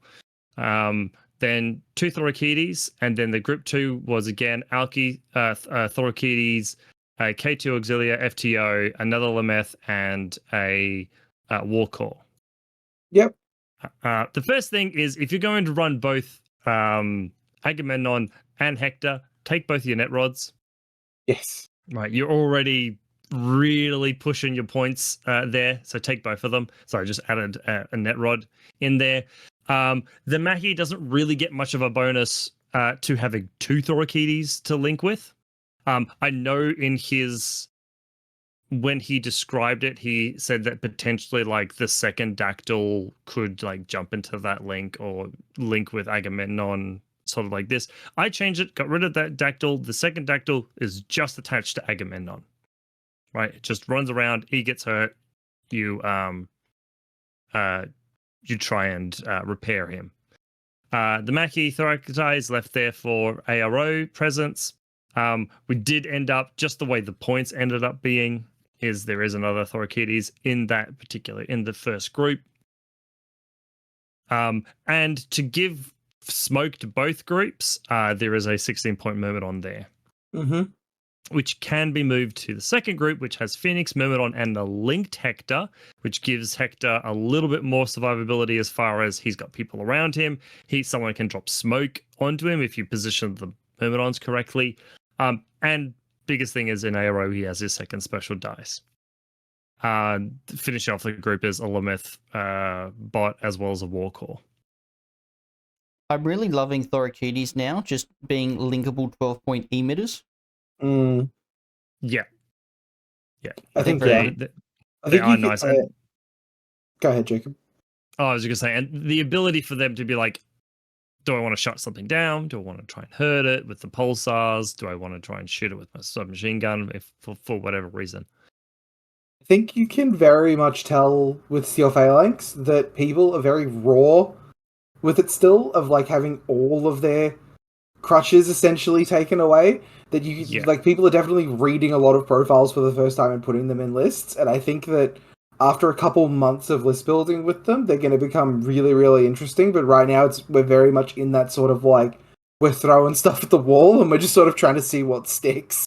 Yeah, I mean, I would almost say that, like, I kept Agamemnon in this list. It's sort of the point. If I was to say anything, it is look at maybe replacing Agamemnon with like something around the Hoplites and Cilia. Like a Hoplite, Cilia, and Hector means that you've got a hacker that gets the tin bot. You can have a really nice gun as well as a bunch of heavy infantry with tin bot that are all pretty decent at fighting and pretty tough. This list is falling into the trap that I fell into in my first BCB. I took O12 and I took Hector because, oh my god, we're playing decap. I'll take an LT that's really hard to kill. Guess what? I played Luke and he isolated him and I lost. Yeah. I think they've taken Hector because they've seen 2 missions where you need to kill LTs. And it's a trap. Yeah. Hector seems like a really tough lieutenant, and sometimes he just isn't. Yeah, I think if you want to play like, sorry, go ahead, Nick. You're also, if you're paying to have a survivable lieutenant to keep in the back, that's a lot of points to put in there that Yeah. you could otherwise just buy a really cheap lieutenant and pay and spend like 50 points on defenses. Yeah. I think if you don't want to run 2 Agamemnon lists, like this list too looks like a really good candidate to like just play Screaming Greeks basically, like turn Hector into Machion and then just play like your 2, 3 to 4 man link of Greeks. You throw like Scylla in there as well. You throw Thramoces in there and you get like a nice little guided plan going as well. You have a bunch of pieces that can sort of run forward and kill LTs, either with missiles or by punching them to death. Like Ajax fits very naturally in that sort of list with his like smoke grenades that he's got now. Yeah, I mean, if you're looking for like I mean, the standard LT is still, I reckon, for a lot of Steel Phalanx lists, is still just Machion. Yeah, he's just so Right. good. He's just great. If you want, like, hasn't really changed, and he's just awesome. The worst change he has is the Frenzy update. Well, he lost. He's a bit more Clips. expensive, isn't he? He lost the clips, is the thing. So he's got only regular smoke grenades now. And I'll check the. He's cost for 37 you. points. He's 2 points. He's 2 points more expensive. Yeah. Oh, is he? Okay. It was there you go. 35, I believe. The other one, if you want to get the clips, then you think the officer is a potential lieutenant. A thing. It's cheaper than Machion. I think the LT doesn't get eclipse. No, it does. Does it? Every Does it single all get profile. eclipse? Okay, cool. Yeah. Never mind. Yeah, it's cheap. It's cheaper. You get eclipse in it. It's not hackable. It's just not Machion. Yeah. Yep. Very All right, Jordan. Like, I very think raw. we're coming up to the one that's going to cause the most pain for one person in particular. Is it? Yes. All right. So these are Trent's Kestrel Colonial Force lists. I've been doing a lot of this building with Kestrel ever since they sort of got updated. And Trent always provides very unique list building challenges to people with things that he puts forward. So this is his list 1, primarily angling towards unmasking, but can flex into everything except acquisition. Group 1 is a Red Eye, Drummer FO, the Fennec Force of the Mine Layer Thunderbolt, the Forward Observer, and the Hacking Device, Mulebot Evo Hacker, Scarecrow Hacker with Killer Hacking Device, Machinist with Combi Rifle Decharges, 1 Jackal Infiltration Mine Layer, a Drummer Multi-Marksman Multi-HMG, a Blink with X-Visor Heavy Rocket Launcher, the Magistrate Lieutenant with the 2 LRL Jackal FTOs with Butai. I like this list. There's definitely some things that I have aimed to move around and change, and I see that if we're going to go to the pimped, the main thing I really noted was that there are sort of 3 vanity pieces in this list in the form of the Red Eye, Scarecrow, and the Blink. I really only think you get 2 of those without it sort of impacting the rest of the list as a whole. So I had to decide which 2 to keep. I ended up deciding on the Red Eye and the Scarecrow, because if anyone knows me, they know that I'm not a believer in the Noctifer. So Noctifer adjacent pieces just don't hold that much Trent, interest apparently. to me.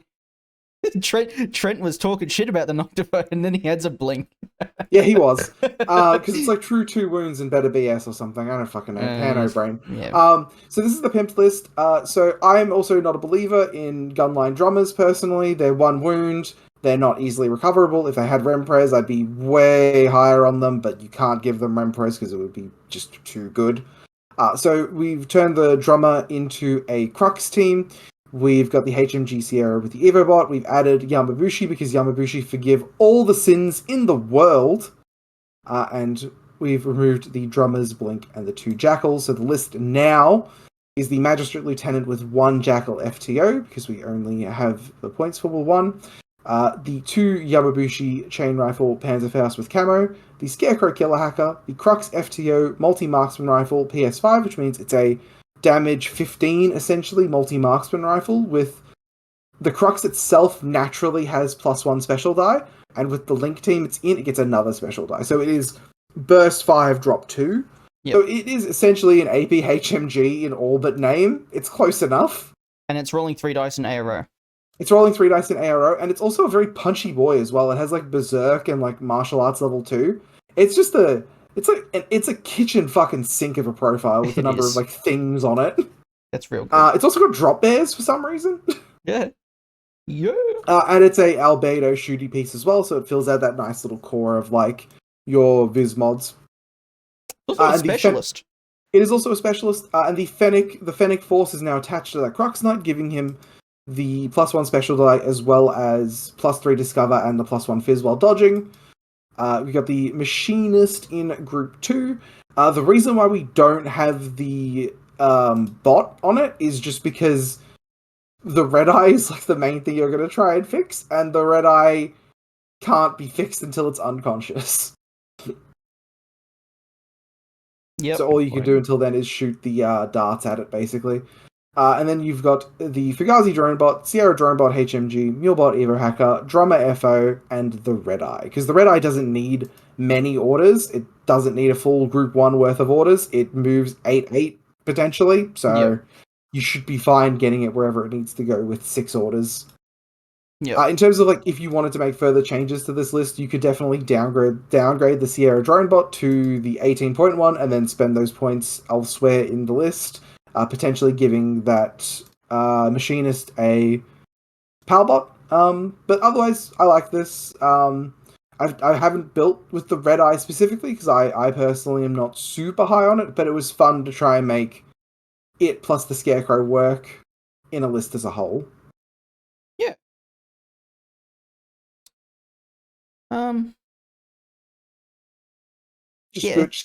Kestrel's good. Kestrel is good, and the scary thing about Kestrel is just the sheer shit they can do turn 1 to fuck you. Like, half their list could have 10 orders spent on it just to do stuff turn 1 and be in your DZ. Yeah. And I know Trent was saying he wasn't specifically looking to play this in Acquisition, but this list plays Acquisition fine. Yeah, I was going to say, if your list can do decap, it can probably do Acquisition. Yeah. And like the Magistrate defends itself surprisingly well. Yeah, well, if everything's dead, yeah, there's no worries. Well, it's got the Jackal like rocket launcher, and those are a pain. Yes. And just a TR bot and all that jazz as well. Very nice. Just all the fixings. So, list numero dos. Primarily aimed at supplies with the ability to flex into other missions, and he hasn't been able to decide sort of what he likes more between the Banshee Wild Parrot or the Black Air KHD deployment zone parachutist with as the aim of being a supply box recovery asset. So this list is a Squallow Mark II multi-marksman rifle, the Fennec Force out in force, the Tech B, new and improved, where she's a regular order now, and she also gives you your tag bonuses, which they wouldn't get otherwise.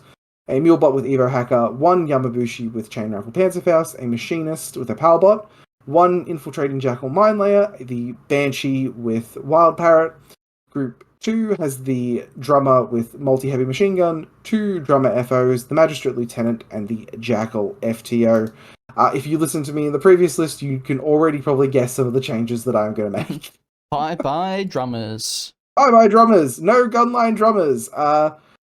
You want good in supplies. The Hectari Bapandra Firefly team is just naturally incredibly good in supplies because Bapandra is a Whip 13 Doctor who can sort of pass off boxes you grab to the other members of that team. That link comes with TAC awareness, it comes with NCO, and it also comes with an exceptional gun leading it. We've also able to, by downgrading the drummers, we're also able to find points to upgrade the Squallow to a multi-HMG to just make it a much more scary weapon. The other thing you can do potentially as well, because the Hectari is AP, essentially, is you can turn that Squallow into the regular HMG with the grenade launcher if you want to try and play a little bit of asymmetric. I'm gonna, bloop bloop until you're not moving around no more with the grenade launcher. And we added a Yamabushi, and I know that Trent has a perchant, like he really likes his Jackal infiltrating mine layers, so I added a second one because fuck it. It's my favorite sometimes food in Kestrel. You being able to just go, I'm going to spend a command token, they start 24 inches up the board, and I'm going to drop either EM or regular... I'm going to just drop EM grenades on top of your head. Good luck. So the list now is a Hectari Lieutenant. It's a little bit risky, but again, it's one of those lieutenants where I just think people aren't going to be expecting it at all, and they won't really question it until they're like really trying to figure out what the lieutenant could be. Like when they don't see the magistrate or like one of the random regular Phalanx. Papandra with the tactical awareness, Firefly engineer deactivator. We couldn't really fit a machinist in the list, so one of the concessions we made is the Firefly is just the engineer. It's a little bit risky, but it'll be fine, I reckon. One Fugazi drone bot, the 2 Yamabushi, 2 Jackal infiltrating mine layers, the Banshee with her wild parrot, and then group 2 is the Squallow NCO with Crabbot, and the multi-heavy machine gun, the Fennec Force out in force, your Tech Bee, and your Warcore. I will point out after a quick check, the Hectari is the only valid model to be a lieutenant in this list. So if someone does know Kestrel decently well, they will they will know it's the LT, but if they think about it for like 20 minutes, like they think about it for 10 minutes, they'll figure it out. But yeah. Oh well. That's it. Hectari is already a must-kill target. It's like, I made it more of a must-kill. Oh no. Yep. No, I like it. I like the idea of making the Squallow the grenade launcher, because if you're playing this in supplies, you just go, I'm going second, you're holding a box? Oh, you're not holding the box anymore, I win. It saves you points as well. I think it's like 3 points cheaper or 2 points cheaper, something like that.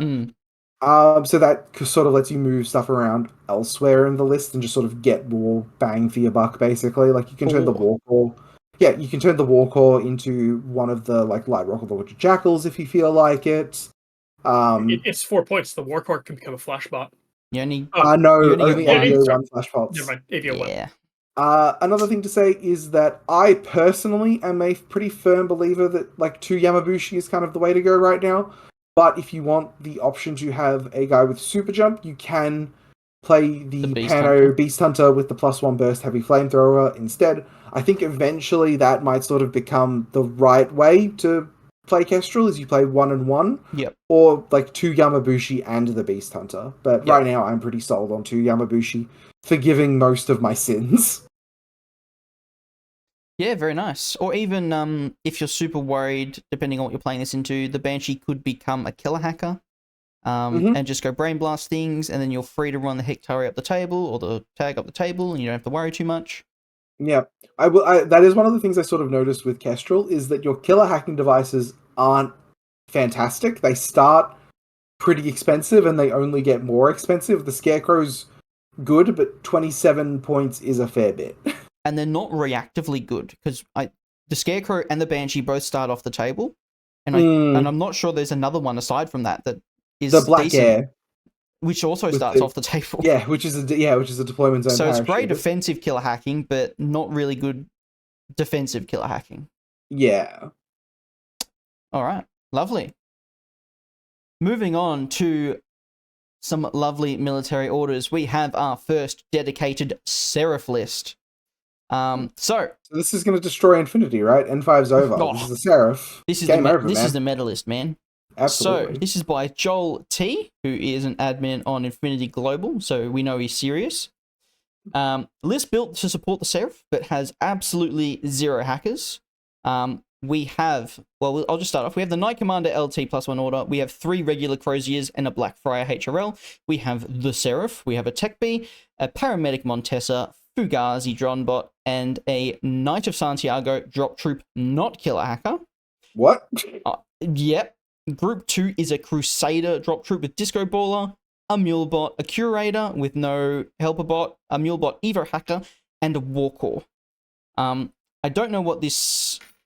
I'm pretty sure if you're taking the Santiago killer hacker, the Santiago drop troop, you're always taking the killer hacker version. There's no reason not to. It's only 2 points more expensive. And this group 2 is doing absolutely nothing, if I'm honest. Yeah, that group 2 it's begging for a Santiago killer hacker. Mean, okay, it's dropping turrets. Sure. It's dropping turrets, but the rest, yeah. The list isn't doing much. There's a lot of filler. So, what we've done is we've turned that core into a Harris. So we've got the Blackfriar, the Knight Commander, and the Paramedic as a nice little Harris. We've added the Raven Eye, we've added the Trinitarian Sniper, and we've added Shootins. This is to protect the Seraph against hard alpha strikes. We've minused the drop troops. Both of them, I'm thinking. Yes, we've dropped both the drop troops. I've added a Peacemaker Mine Layer and an Order Sergeant Hacking for a little bit of hacking protection and presence. That Peacemaker Mine Layer is so good. It's lovely. And and there is the option there of swapping the Palbot for a Warcore as you're only at 14 slots. So I'll go through it. We have Seraph, that Harris of the Blackfriar Knight Commander Crozier. We have the Raven Eye, Tech B, Fugazi, a Teuton Specialist. Group 2 is another Teuton Specialist, Trinitarian Multi-Sniper, Peacemaker, Curator with a Palbot, Order Sergeant Hacker, and a Mulebot. Sure. So the whole idea of the list is if the Seraph survives turn 1, the Seraph kills the world. That's basically your objective. The previous list, if it went second, either you're putting the Seraph on a row and hoping it lives, or your opponent is running across the table and doing whatever they like. The Blackfriar isn't really that great of an ARO piece. If it dies, it's supported by 4 Croziers, effectively. And they're not even specialist Croziers or nothing. And 2 drop troops starting off the table means you're not going to have a bunch of orders. So yeah, I feel like the Seraph isn't, like, you don't need to support the Seraph as hard offensively. You just need to make sure it lives. Because it spends 3 orders, it's in your opponent's DZ, it's shooting shit. Yep. I like it. What are the NCOs in this list that you're using with the Knight The Seraph. Commander? Oh, the Seraph is an NCO. Oh, right, the Seraph is an NCO. Yes. And I don't know if people like the Trinitarian Sniper. I think the Trinitarian Sniper for 25 points is pretty good. It's very cheap. I had a guy pull it out on me. I was like, oh, hello. That's not a bad piece. Yep. Trinitarians stacked on top of a Teuton with a Panzerfaust. Someone peeks a Teuton, you pop the Trinitarian out, they go, oh shit, which one do I shoot? Do I split and risk it? Yeah, it's just fun times. So what's your main order use for Group 2? Teutons and Peacemaker. Teutons can run at the table. Curator still has turrets, so you can pop that down and it still has the Mulebot to reload and do that. And you have the Peacemaker. If you're going first and, like, there's lots of hacking, you don't want to use a Seraph, you do have the Peacemaker to run up, maybe dodge into a thing, just use the Orc spots to drop some mines in front of some hackers and go, hack me, bitch, I dare you. Yeah. And I mean, you really want that Knight of Santiago back, though. Like, you want that killer hacker real bad. It's so expensive. If you drop the Trinitarian and maybe the Order Sergeant hacker, and you take a Warcore and the Santiago, you could do that. That keeps... You don't have an Evo hacker. I think if you take the Santiago killer hacker, you kind of need an Evo hacker device because it doesn't have parachutist. So it's like, it's 13 or bust. Yeah, I think the Trinitarian Sniper is the only thing I have, like, some questions about. Otherwise, I like the list up changes a bit. I'd personally move a guy from Group 1 into a Group 2 into Group 1. Sure. Just because the split is a little bit awkward currently. Because you are giving Group 2 a lot of orders where it doesn't necessarily need them. Sure. That's fair. I'll take it. Anyway. It's been pimped. Let's move on. Invincibles. Just remained quiet the entire Pano thing because I have nothing to say and we'll get yelled at if I say anything. Pano-related trauma. You too. Yeah. Well, if you believe what other people are saying, I've been inflicting Pano-related trauma on everyone else. So we have Invincible Army lists submitted by Grant E. Invincible Army's got some new units that are in a weirdish position in the Guidons. So I'll just go through his list. The Guidons aren't in a weird position. They're exceptional. No, they're great. They're just new. Yeah. Right, they're very new to a faction that didn't really have any sort of camo. Yeah, they're exceptional. In group 1, we have 2 Guidons, a TR bot, but the one with the Thunderbolts, a Evo hacker, a mech engineer with armed combi rifle. We then have a Dao Ying Lieutenant +1 order mine layer multi-sniper rifle. We have a Yujing hacker with firewall -6, which is fucking awesome.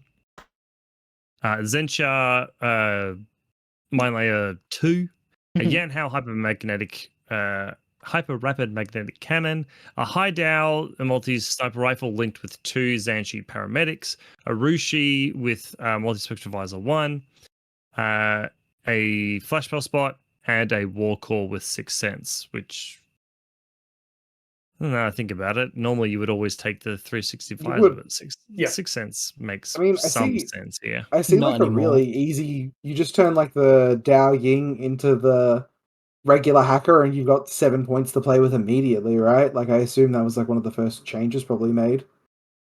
Next list it was. Next list it was. This one I wanted to deal with maybe making the Yan Hao an ARO piece. Because while he's got the high Dao, the Dao Ying is not going to be something that you want to pop up and have it take any sort of shooting, because it is, while I suppose okay armor, it's medium infantry armor, it's your lieutenant. It's never going to take any shots. So you need something else for ARO. And so I've got the Yanhao FTO with the Zuyong Paramedic and Zuyong Tactical Awareness with the Firewall -6, with one of the Guidan sitting there, and the Pangling Evo hacker to keep there to support the Zuying dropping in. And then for the most part, I think the only thing I changed in that case is that because of that, I took out the Machinist and the TR bot. Yeah. Taking a look at this list now, when I realized that I didn't change the Dao Ying to just the basic, not even the hacker, just like I think it's. No, I think you need to do. I think the hacker is actually important. I think. Like, Well, it's another special, because if you look at the list right now, like your specialists are like the 2 Zhanshi paramedics and the Zuyong paramedic. Just doing the points. I guess it depends on what mission it's made for. Yeah, I think the only sort of like thing that kind of stands out to me as a potential issue with this list is like your best active turn gun is a Red Fury. Like a burst 2.5 missile launcher is fine, but I'd be concerned taking fights inactive with like the hideout and the Yanho. Yeah. Where's the Red Fury? Oh, that's gone as well. Oh, yeah, the active turn gunfighting is definitely a concern. Yeah. Yeah, and so because while you were talking about Pano, which glazes over my which had me glaze over like someone listening to someone describe a Toa list. Yep. Yeah, I realized that if you, in this particular list, downgrade the Dao Ying to either the basic one, or you can just downgrade it to the Hacker? To the hacker. That tactical awareness Zuyong, and this is much better, can become Tai Shen. And as far as ARO and actually fighting in the active turn, as well as doing objectives, Tai Shen gets 2 extra orders to that, 6 cents, and it has Warhorse, as well as having a Flash Pulse. So almost nothing can surprise it. Can surprise her. She gets a decent ranged gun, as well as a Flash Pulse if, for whatever reason, you particularly need a Flash Pulse. Sure. Yeah, it definitely needs an active gun that's more than I'd look burst to 3. make the Yanho either the HRMC, or if you want to commit to the FTO, just the multi HMG. Because like while it's not the multi HMG, not as good as a missile launcher, is still a really good ARO piece with the explosive rounds. Yep.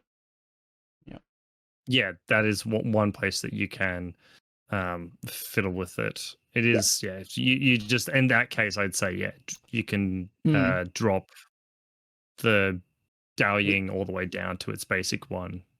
Yeah, I think the ways I would look to go here is I'd sort of I am like the hideout is fine. I think that's a fine commitment. I'd look to try and potentially fit if you are super committed to the Yanho, like you change the Dao Ying down to the hacker and turn Lu Xing into the Zensha hacker, so you have a forward deploying specialist with a hacking device that also has Trinity.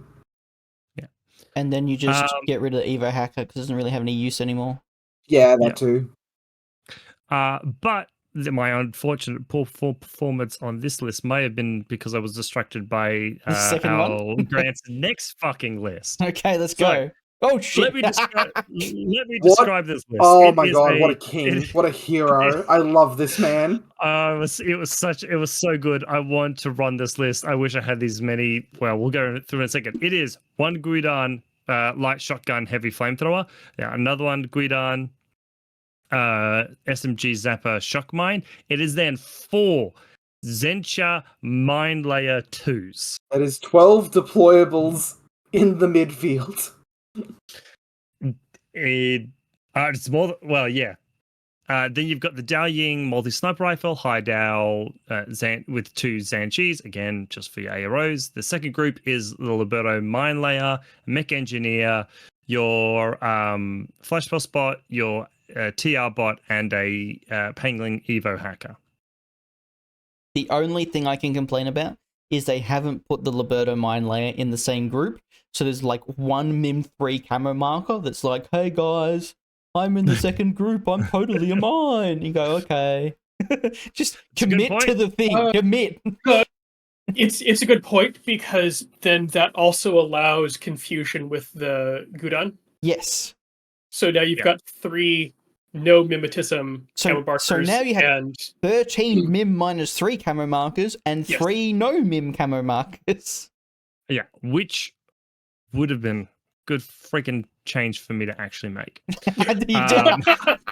So I love this list. It's an awesome. I would almost hazard to call it a meme list. It is like it's 100% a meme list. It's such a meme. You have no active turn gun. Like, it is a meme. Jordan, yeah, but you're right. I'm going to quickly tell a 30-second story. I played a game against Dante's Veruna. I was playing IA. I had a Dao Ying multi-sniper on ARO. I crit his Kamau sniper. I crit his Kamau HMG. He offered me his hand in a admit of defeat. The game took about 20 minutes, and I left and went home. Okay. In not magical Christmas land, you don't have a gun. Anyway, Jacob, go on. Yeah, so I don't want to change the meme here. I thought it No, was the meme is awesome. fantastic. The only thing I wanted to do was make it work a slightly bit more for some of the mission, or acquisition, really, mainly, or any of the midfield ones. So all I did was change 1 Zensha into a hacker. To do that, I downgraded the Dao Ying into also the hacker. And then with the points I had left over, I upgraded the Zanchi to be the Zanchi that's connected to the hideout to have a forward observer, not the specialist that had points left over, as well as the paramedic.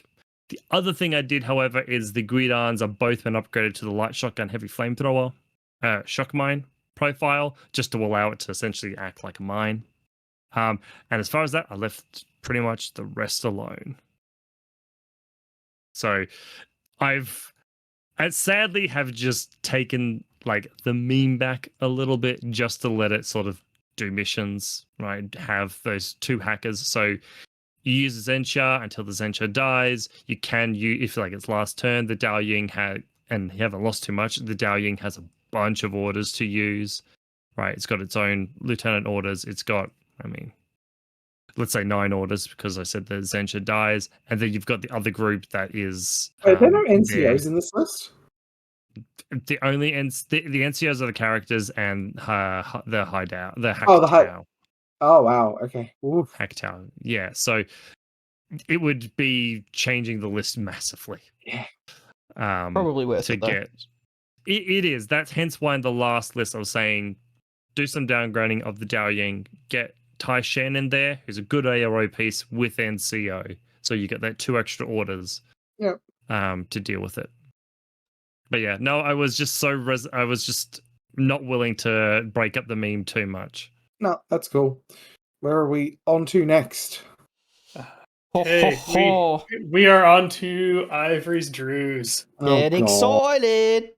So, for the first list, they noted this was going to be for firefight, but not decap. Specifically for when they need the either chunk or fear, or if they're expecting to lose the info war dominance.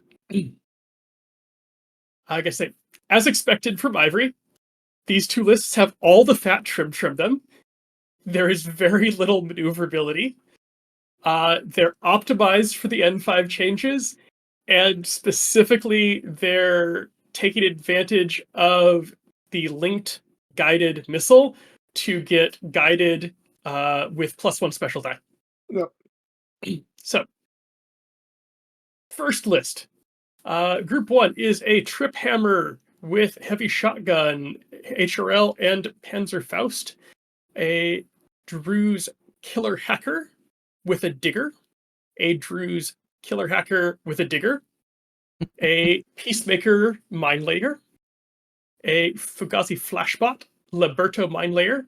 And a Yan with AP CCW.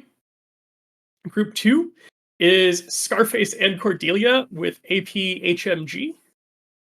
Cordelia has a Nazmat.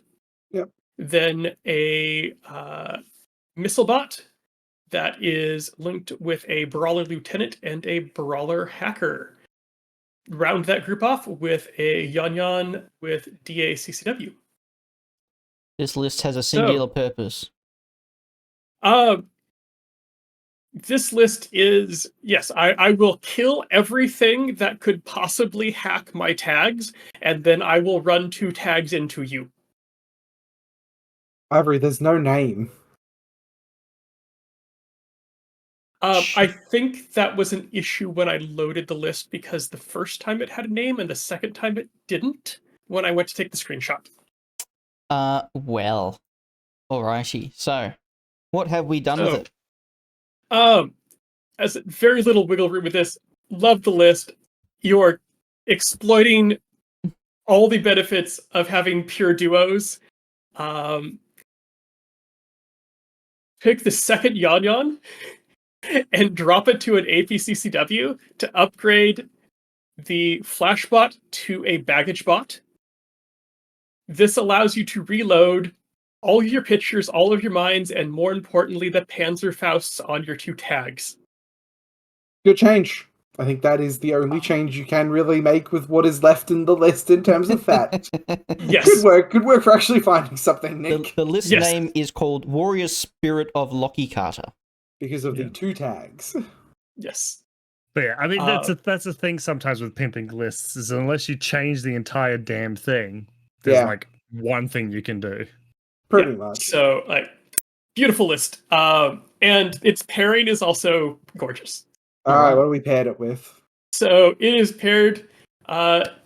This one is called 6 quote-unquote Druze. It is for decap and abusing active turn hacking. So we've got in group 1 Wolfgang, a Digger, a Druze Killer Hacker, a Digger, a Druze Regular Hacker, Bulleteer Spitfire, Saito Togon Specialist, a Camille Evobot, a Liberto Mine Layer, and then group 2 is a Missile Bot, a Druze Hacker, a Brawler Lieutenant, a Peacemaker Mine Layer, Dead McConnelly, a Monstrucker with AP Rifle Armed Turret, who has a Nazmat.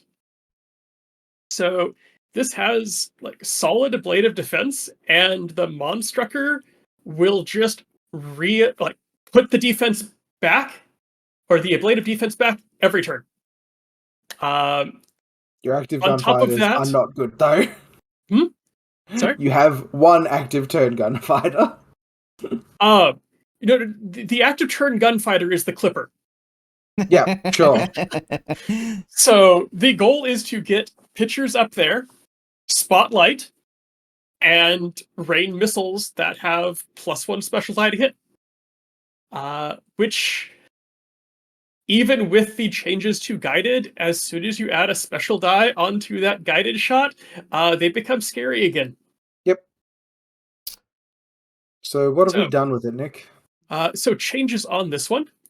I really wanted to get the Brawler Hacker back in for 6 cents.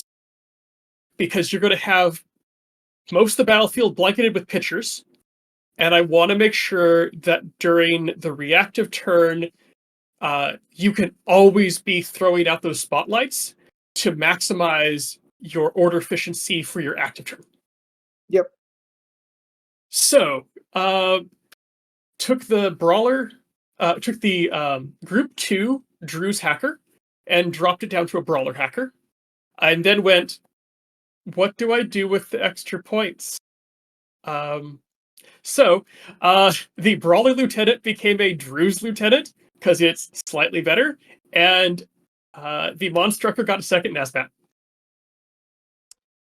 The only thing that I would probably change is I think the non-special, like if this list is for decap, I think the non-specialist Saito is better. You save 3 points as well. You get an APT2 boarding shotgun at MIM 6. Yeah. And you save 3 points. I'm not sure if you can use those 3 points. But I was trying to figure out how to spend the points for downgrading the Druze hacker to the brawler hacker. Yeah. Yeah, I'm not entirely sure, but I think leaving it as a specialist gives you the flexibility into other missions to play both lists. Sure. But I agree that into decap specifically, it is a slight risk. even into Not firefight, it's just a specialist that doesn't need to be one. Yeah, and that's the thing. Yeah. I think it gives you the option of having a midfield specialist. Honestly, Nick, fucking good job actually finding changes to make in these two lists. No, I like the Sixth Sense hacker idea, and it might, even though it's only whip 12, it might actually end up being like, ooh, my stealthy knight my Chutin can't run across the table, my Hellblazer can't run across the table. Honestly, I think you've really improved over what Ivory dealt you, personally. I'm not sure what Ivory's been doing with their list building if they couldn't find these changes, personally. It took a while to go through and go like, what can actually move in this list without destroying the list? Yeah, I think it's just a credit to you as a superior list builder, Nick, over Ivory. Honestly, for those, Ivory is one of our patrons, and they are in fact sitting in the call right now, unable to talk. Yeah. All right. Good list. I think I'm gonna say I feel like it's one of those lists that looks really cool on paper, and you put it on the table, and everything important's one wound. Yeah, it's you have, again, I understand the joke of like the Clipper is your active turn gunfighter, but it's like, yeah, but you've just also scarily accurate. Well, a bullet here, and that's it, basically.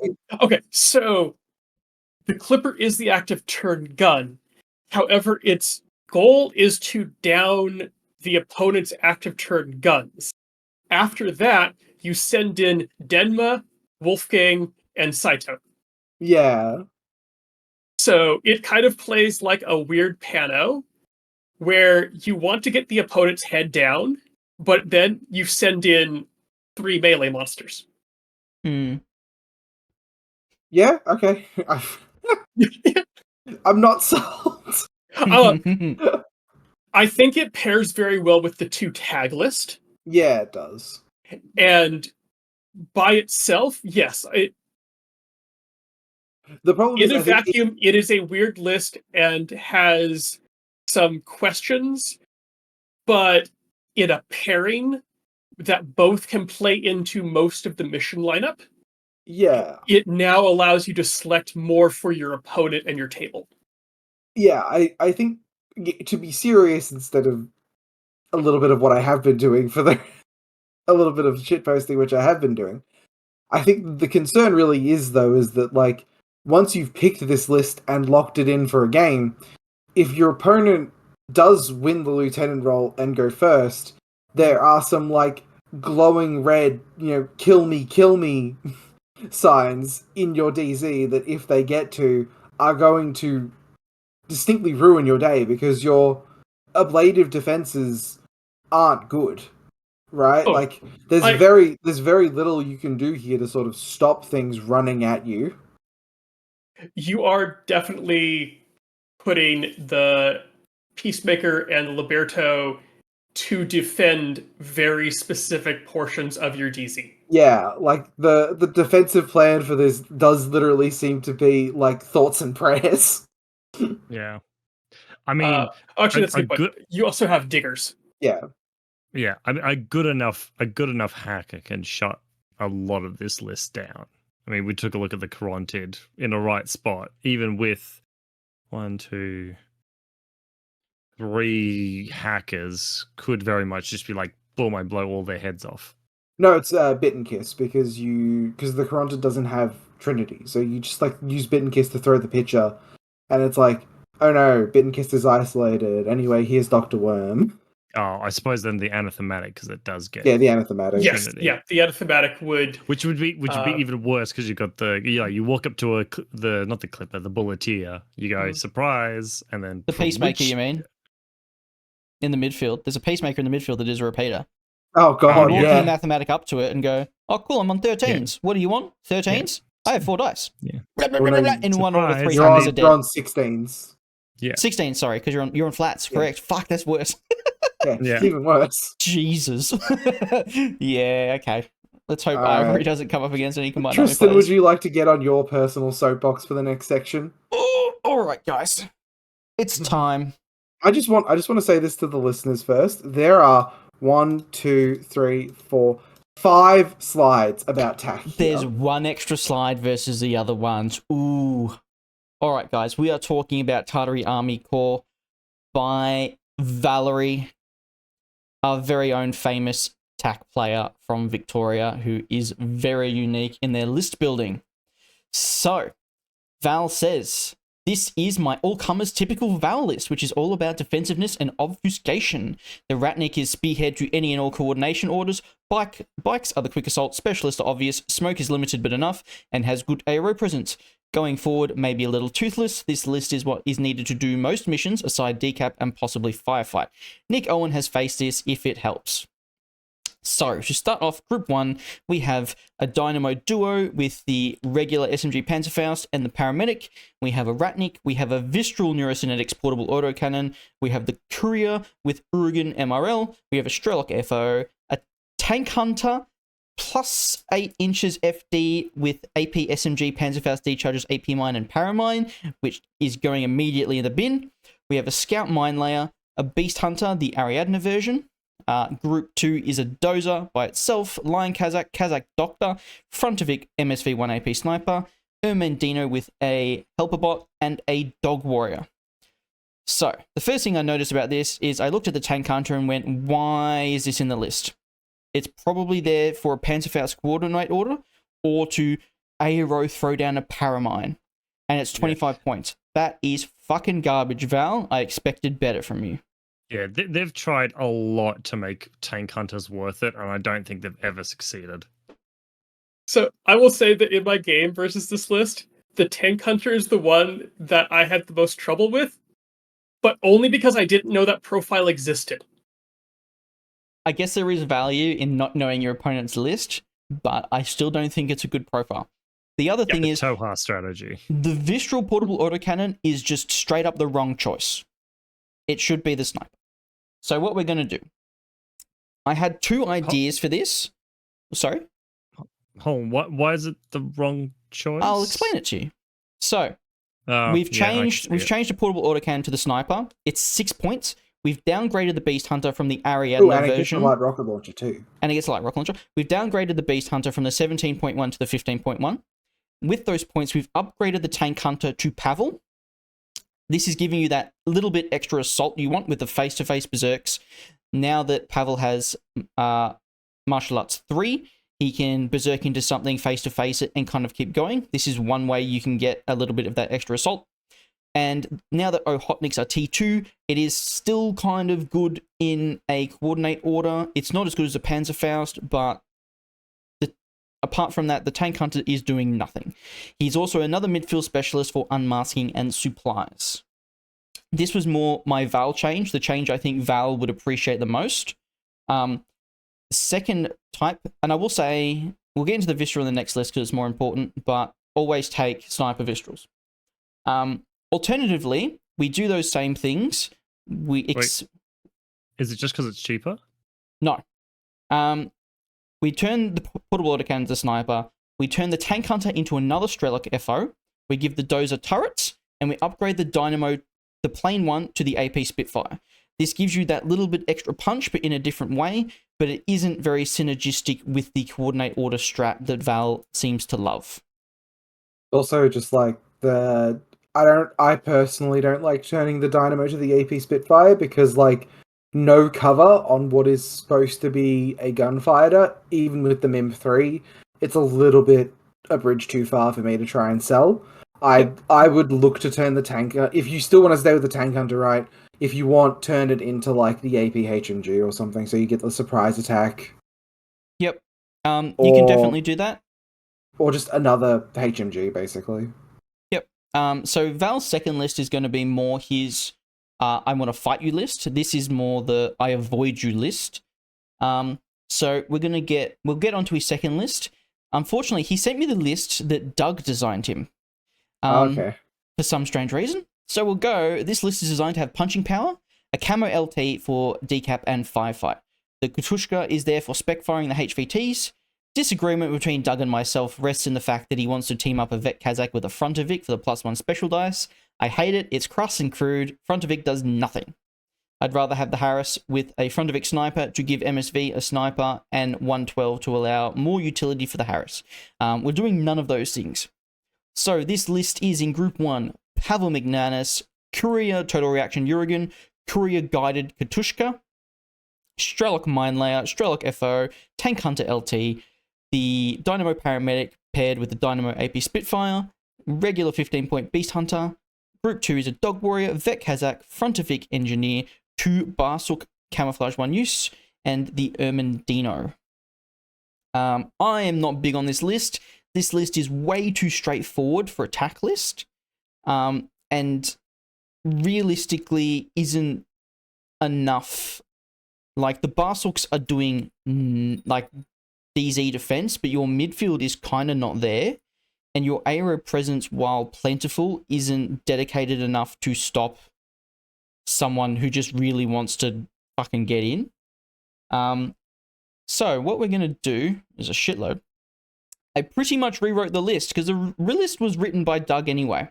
So we're keeping the Tank Hunter LT, we're keeping Pavel, the Strelok Minelayer, and the Beast Hunter. We're keeping the Dynamo Duo, and we're keeping the Ermin Dino with the Helper Bot.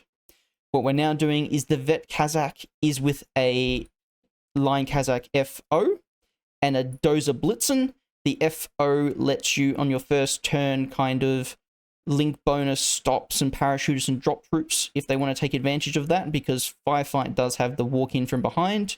And it's a +1 special die flash pulse as well. It gets the link team bonuses. The Dozer Blitzen is also probably one of the better ways Tac has with dealing with stubborn tags. If you want to coordinate order, they kind of have to respond to one of them. The Courier is turning into the Vistral Sniper because you have 2 Courier and 2 Dynamo. And that is 4 S4s in your deployment zone, and that is way too many to take to a tournament. So since the Vistral has Sapper, makes its own cover wherever it's placed, so you take the Vistral to hedge your bets against the table as much as the opponents. Now, this list is for killing things, so we want a third gun that isn't just an AP Spitfire or a Vet Kazakh. So we've added the Spetsnaz Sniper for the third gun that gets a bit more extra range and can shoot at specific targets a little bit better than the Kazakh. 360 Warcore to help defend your DZ as well. And we've kept one of the Barsuks because you just use it and its decoy to kind of obfuscate where a heavy flamethrower is and to try and protect your camo LT from having something run up on it. Sure. So to you, Jacob, the answer for the Vistral is Val likes to take a lot of S4, and you can place it anywhere, and it is just as effective. The Sniper, you just want to, like Kevin uses his TR bots, you want to place it on a really long line, but as far back as possible. If that's not possible, it still has that gun that's 8 to 24, unlike the portable autocannon, which starts getting into bad range bands under 16. Yeah. The idea of the Vistral isn't to kill stuff, it's just to waste a shitload of orders. The portable autocannon still keeps the light rocket launcher. Does it? Okay. Well, the Sniper keeps that extra distance as well, but again, it's 6 points and it's not there to kill stuff. It's not an active gun, it's there to waste orders and just to make your opponent get frustrated that they spent 4 or 5 orders to knock it down, and then an Ermin Dino brings it back up next turn. I mean, I'd to have an opinion on it, I like to play with that portable autocannon, but I get where you're coming from. I think The for only thing with this is because the Barsook doesn't have any mimetism, I don't. It's telegraphed what it point. is. It's telegraphed what it is, Yeah. but it's there to actively stop your opponent from just running stuff at your camo LT, which will be obvious because it's decap, and you tell your opponent that's your LT. Yeah. So there isn't Well, going to yeah, be any I- camo in the DZ. Like there isn't going to be any weird mind games in the DZ. It's just you know there is a camo marker there, and you have to deal with it. What were you going Yeah, to say, I mean- Nick? On the Vistral, I think sniper rifle's the right choice, mostly because it is 6 points cheaper. Yeah, 6 points is a lot. For an arrow piece, like I said, like portable autocannon it's a weird thing if it doesn't have any specific bonuses to burst. You're getting the same burst from the AP sniper rifle. You're still getting AP. You're still getting shock. It's got BS attack shock, but it's hitting harder. Because it's hitting at one higher. So normally, so portable autocannon is Damage 5, I believe. Oh, sorry, portable autocannon is the same damage. I'm It thinking is. of something different. It's a stronger missile launcher Yeah, Okay. with HMG range bands. Yeah, it's just I can understand from an ARO piece, like you Mhm. take a Vistral and then all of a sudden you're outranged by a sniper rifle or something like that. It's a lot harder to deal with a sniper rifle just because it's got like HMG lower bands all the way out to 48. Right. Yeah. If you want to be the ARO, the sniper rifle makes sense. I get where It's the same logic behind taking the Thunderbolt TR bot over the Thunderbolt HMG. It has those zero range bands and it's cheaper. The only other so understand the Barsook potentially change into line Kazakh to just make those guys better. Although if the idea is running them around, then don't bother. The main thing is the Spetsnaz instead of the AP sniper rifle, because it's the idea is decap is maybe the AP rifle, the drop troop parachutist. Yeah, potentially you can do that. That does only give you 2 guns, and you're taking them in missions where people actively know their LT is being hunted, which I think makes purely parachutist units worse. If Val is, because also keep in mind that these missions are day 2, so if Val's won the first 3 turns, his 4th and 5th opponent is going to be people of a little bit more experience, so I think the Spetsnaz loses a little bit of value there. Yeah, You also have to remember in Firefight and Decap, if you come up against really hard factions, your only choice to kill something might be to try and outrange it with a sniper, even if it's not as effective. Because a Vet Kazakh being your best gun is tax thing, but it's not fighting, a Mim 6 Cenobite. To kill the Cenobite, you might have to outrange the Cenobite with the Spetsnaz. Yeah. No, I don't disagree. All right. That's All right, guys. Lucky last, we have me! Bakunin. So All right, this Jacob, was- you're working on lists written by me this time. Woohoo. Oh well, you fucking champion, because I played around with I love the this list so much. exact same list. So this was submitted by Josh L. It's a Bakunin list.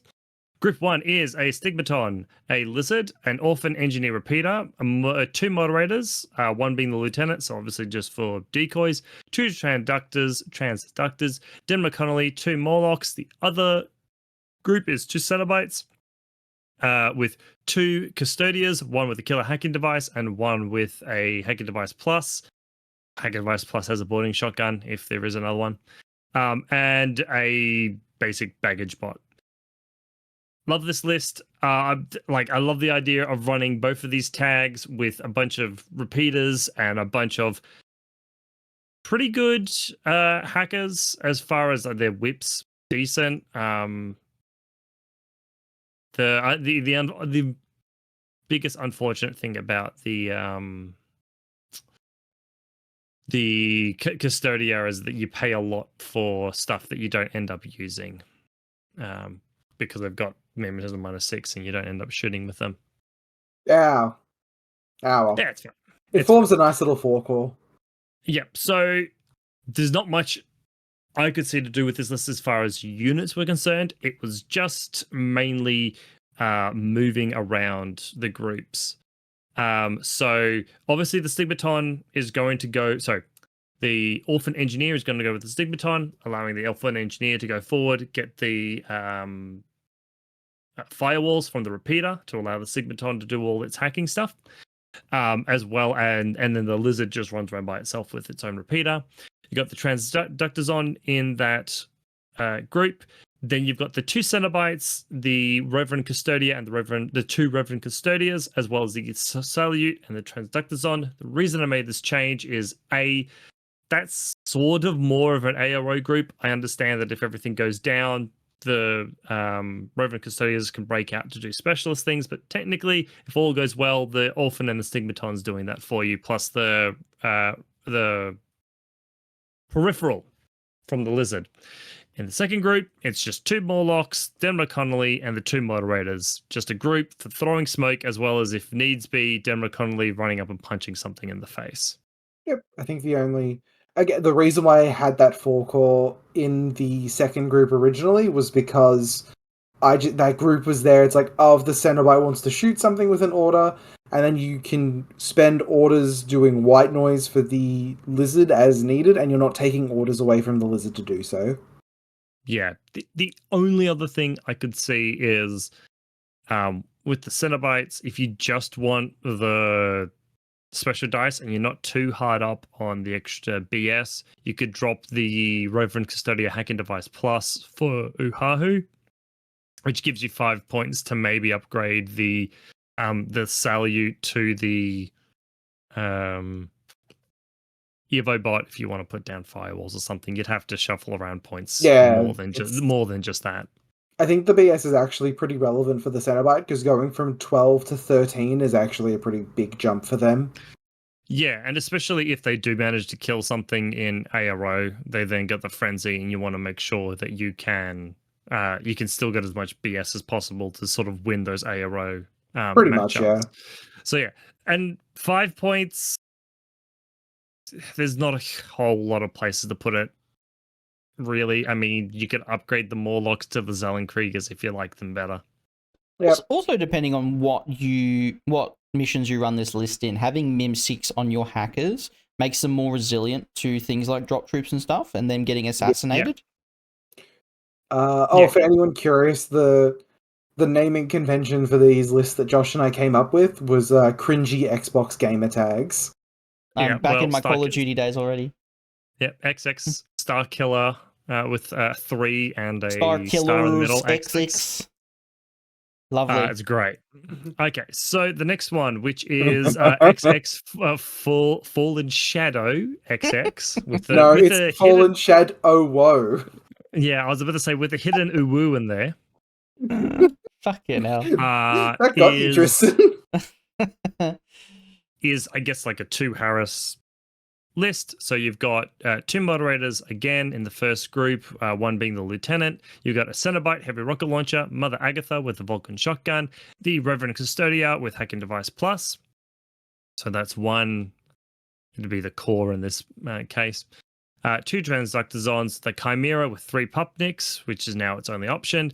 Denver Connolly, the Lizard, the 64.1, so it doesn't have the grenade launchers, but it has a template weapon. I don't think it is as obvious as like one is way better than the other. It's what you value more between the template option or the spec fire option. Yeah, it is always nice to have a tag with like close-up defense. So a pistol, if they have them, or in this case, the heavy flamethrower.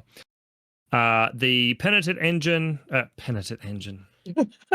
Okay, hello. Wrong game, my friend. Wrong system. The Penitent Observant with the AP Spitfire, 2 Cenobites, just the basic ones with the chain rifles, the flash pulses, a Zellenkrieger, and a Morlock. Yeah. Before we actually do anything else, I do have to say, because it's in this list and the pimped version, to make these links legal, you do have to move 1 Cenobite from the Pentient Haris and swap them with Mother Agatha, because that is not a legal Haris team, unfortunately. Oh, is it limit 1 for Yeah, the limit 1 Cenobites? Cenobites, yeah. So you do have to swap Mother Agatha with the Cenobite, and then it is a legal link. Easily done. Easily done. No changes No, needed. yeah, you're right. So there wasn't a huge amount of changing here. The main thing I changed is with the change to the Chimera. It's not as good anymore. I do, however, kind of like the changes to Brand. So really, the only difference I made in this list is Denmark got downgraded to another Morlock. I removed the Chimera and replaced those two with Bran, just as a different vector for running into somebody. Oh, and then So, you just need to move one You need to swap the Cenobite with Yeah. Mother Agatha, basically, and then you've got the Yeah. 2 legal links. But yeah, it's all the same orders because you downgrade. You upgraded the lizard as well. Oh yes, that's the other thing I did because of this. I was Upgraded. able to upgrade. Side I graded also the lizard. change the lizard to the ones with the grenade launchers, which is always nice for like spec firing on BS 14. Yep. But glad. yeah, there's not much to really do with this particular list. It was bits and pieces. Again, as with the other Bakunin list, it's just a different idea. Alrighty. I'm glad you liked them. I mean, I as soon as I saw, I did the exact same thing. I was like, can I put the lizard and the stig in the same list? What does that look like? And It fits so well because they're both so fucking cheap. And it's just like you've got so many specialists and just that sort of thing with like the orphan, the lizard, there's stig being specialists. And then you've got like a great ARO presence as well with the Cenobite HRL. It's such a good ARO piece because the frenzy just doesn't really matter on it because you're Mim 6. It's like, oh no, I go from Mim 6 to Mim 3, but I still get cover? Like, I still get the +3 armor? Yeah. I think the one I made was like, it might have had like a moderator core with the Riot Girl, and instead of the Custodio, it was a 0 killer hacker and Uhahu. I'm a bit of a fucking sheep for the Custodia. I like them quite a bit as the link fella. I mean, they work as a really good sort of like glue. Yeah. The funny thing that I just thought of is the Stig gets 3 dice with its helper bot in acquisition to press a button. Yes. 2 dice on 16s and 1 dice on the helper bot.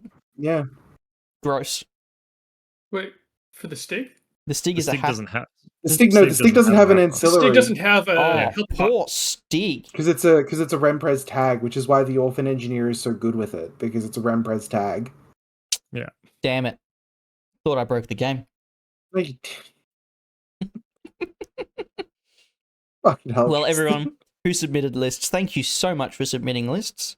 Thank you for sitting through this episode. If you've reached this point, thank you so much. You might have noticed a change of clothes. We did record this over 2 nights, so we definitely appreciate your viewing retention. If you'd like to yell at us in person, you can subscribe to our Patreon at Loss of Lieutenant. Oh, sorry, I fucking did what Josh did. At patreon.com/Loss of Lieutenant. For $3 a month, you can join our Patreon and you can sit in our live recordings and yell at us about how stupid we are. Yep. And if you enjoyed this episode or you just disagree with us in general, you can hop over to our Discord, hop into the episode discussion little tab, and start typing. Yep. Or you can keep it to yourself. That's fine too. I think next week part of the plan is we're going to be doing an episode talking about some predictions for Cancon. And I believe I think every host is going to also be at Cancon. Are you going to Cancon, Jacob? No. Okay. So I have a prior commitment. 3 of 5. No, because Nick's going. Yeah, I'm going. Josh is going. You're not really going. I'm going to Cancon. You're not attending the tournament. He will be physically there. I will be physically at the venue shitposting. You can be there Saturday and you can walk around and be like, you can look at my table and go, what? And just walk away, and I look at you like, fucking, what have I missed? Yeah, so you can come find us at the venue and tell us that we're bad at our job if you would like. Yeah, That's you all can right, do Jordan. that in person.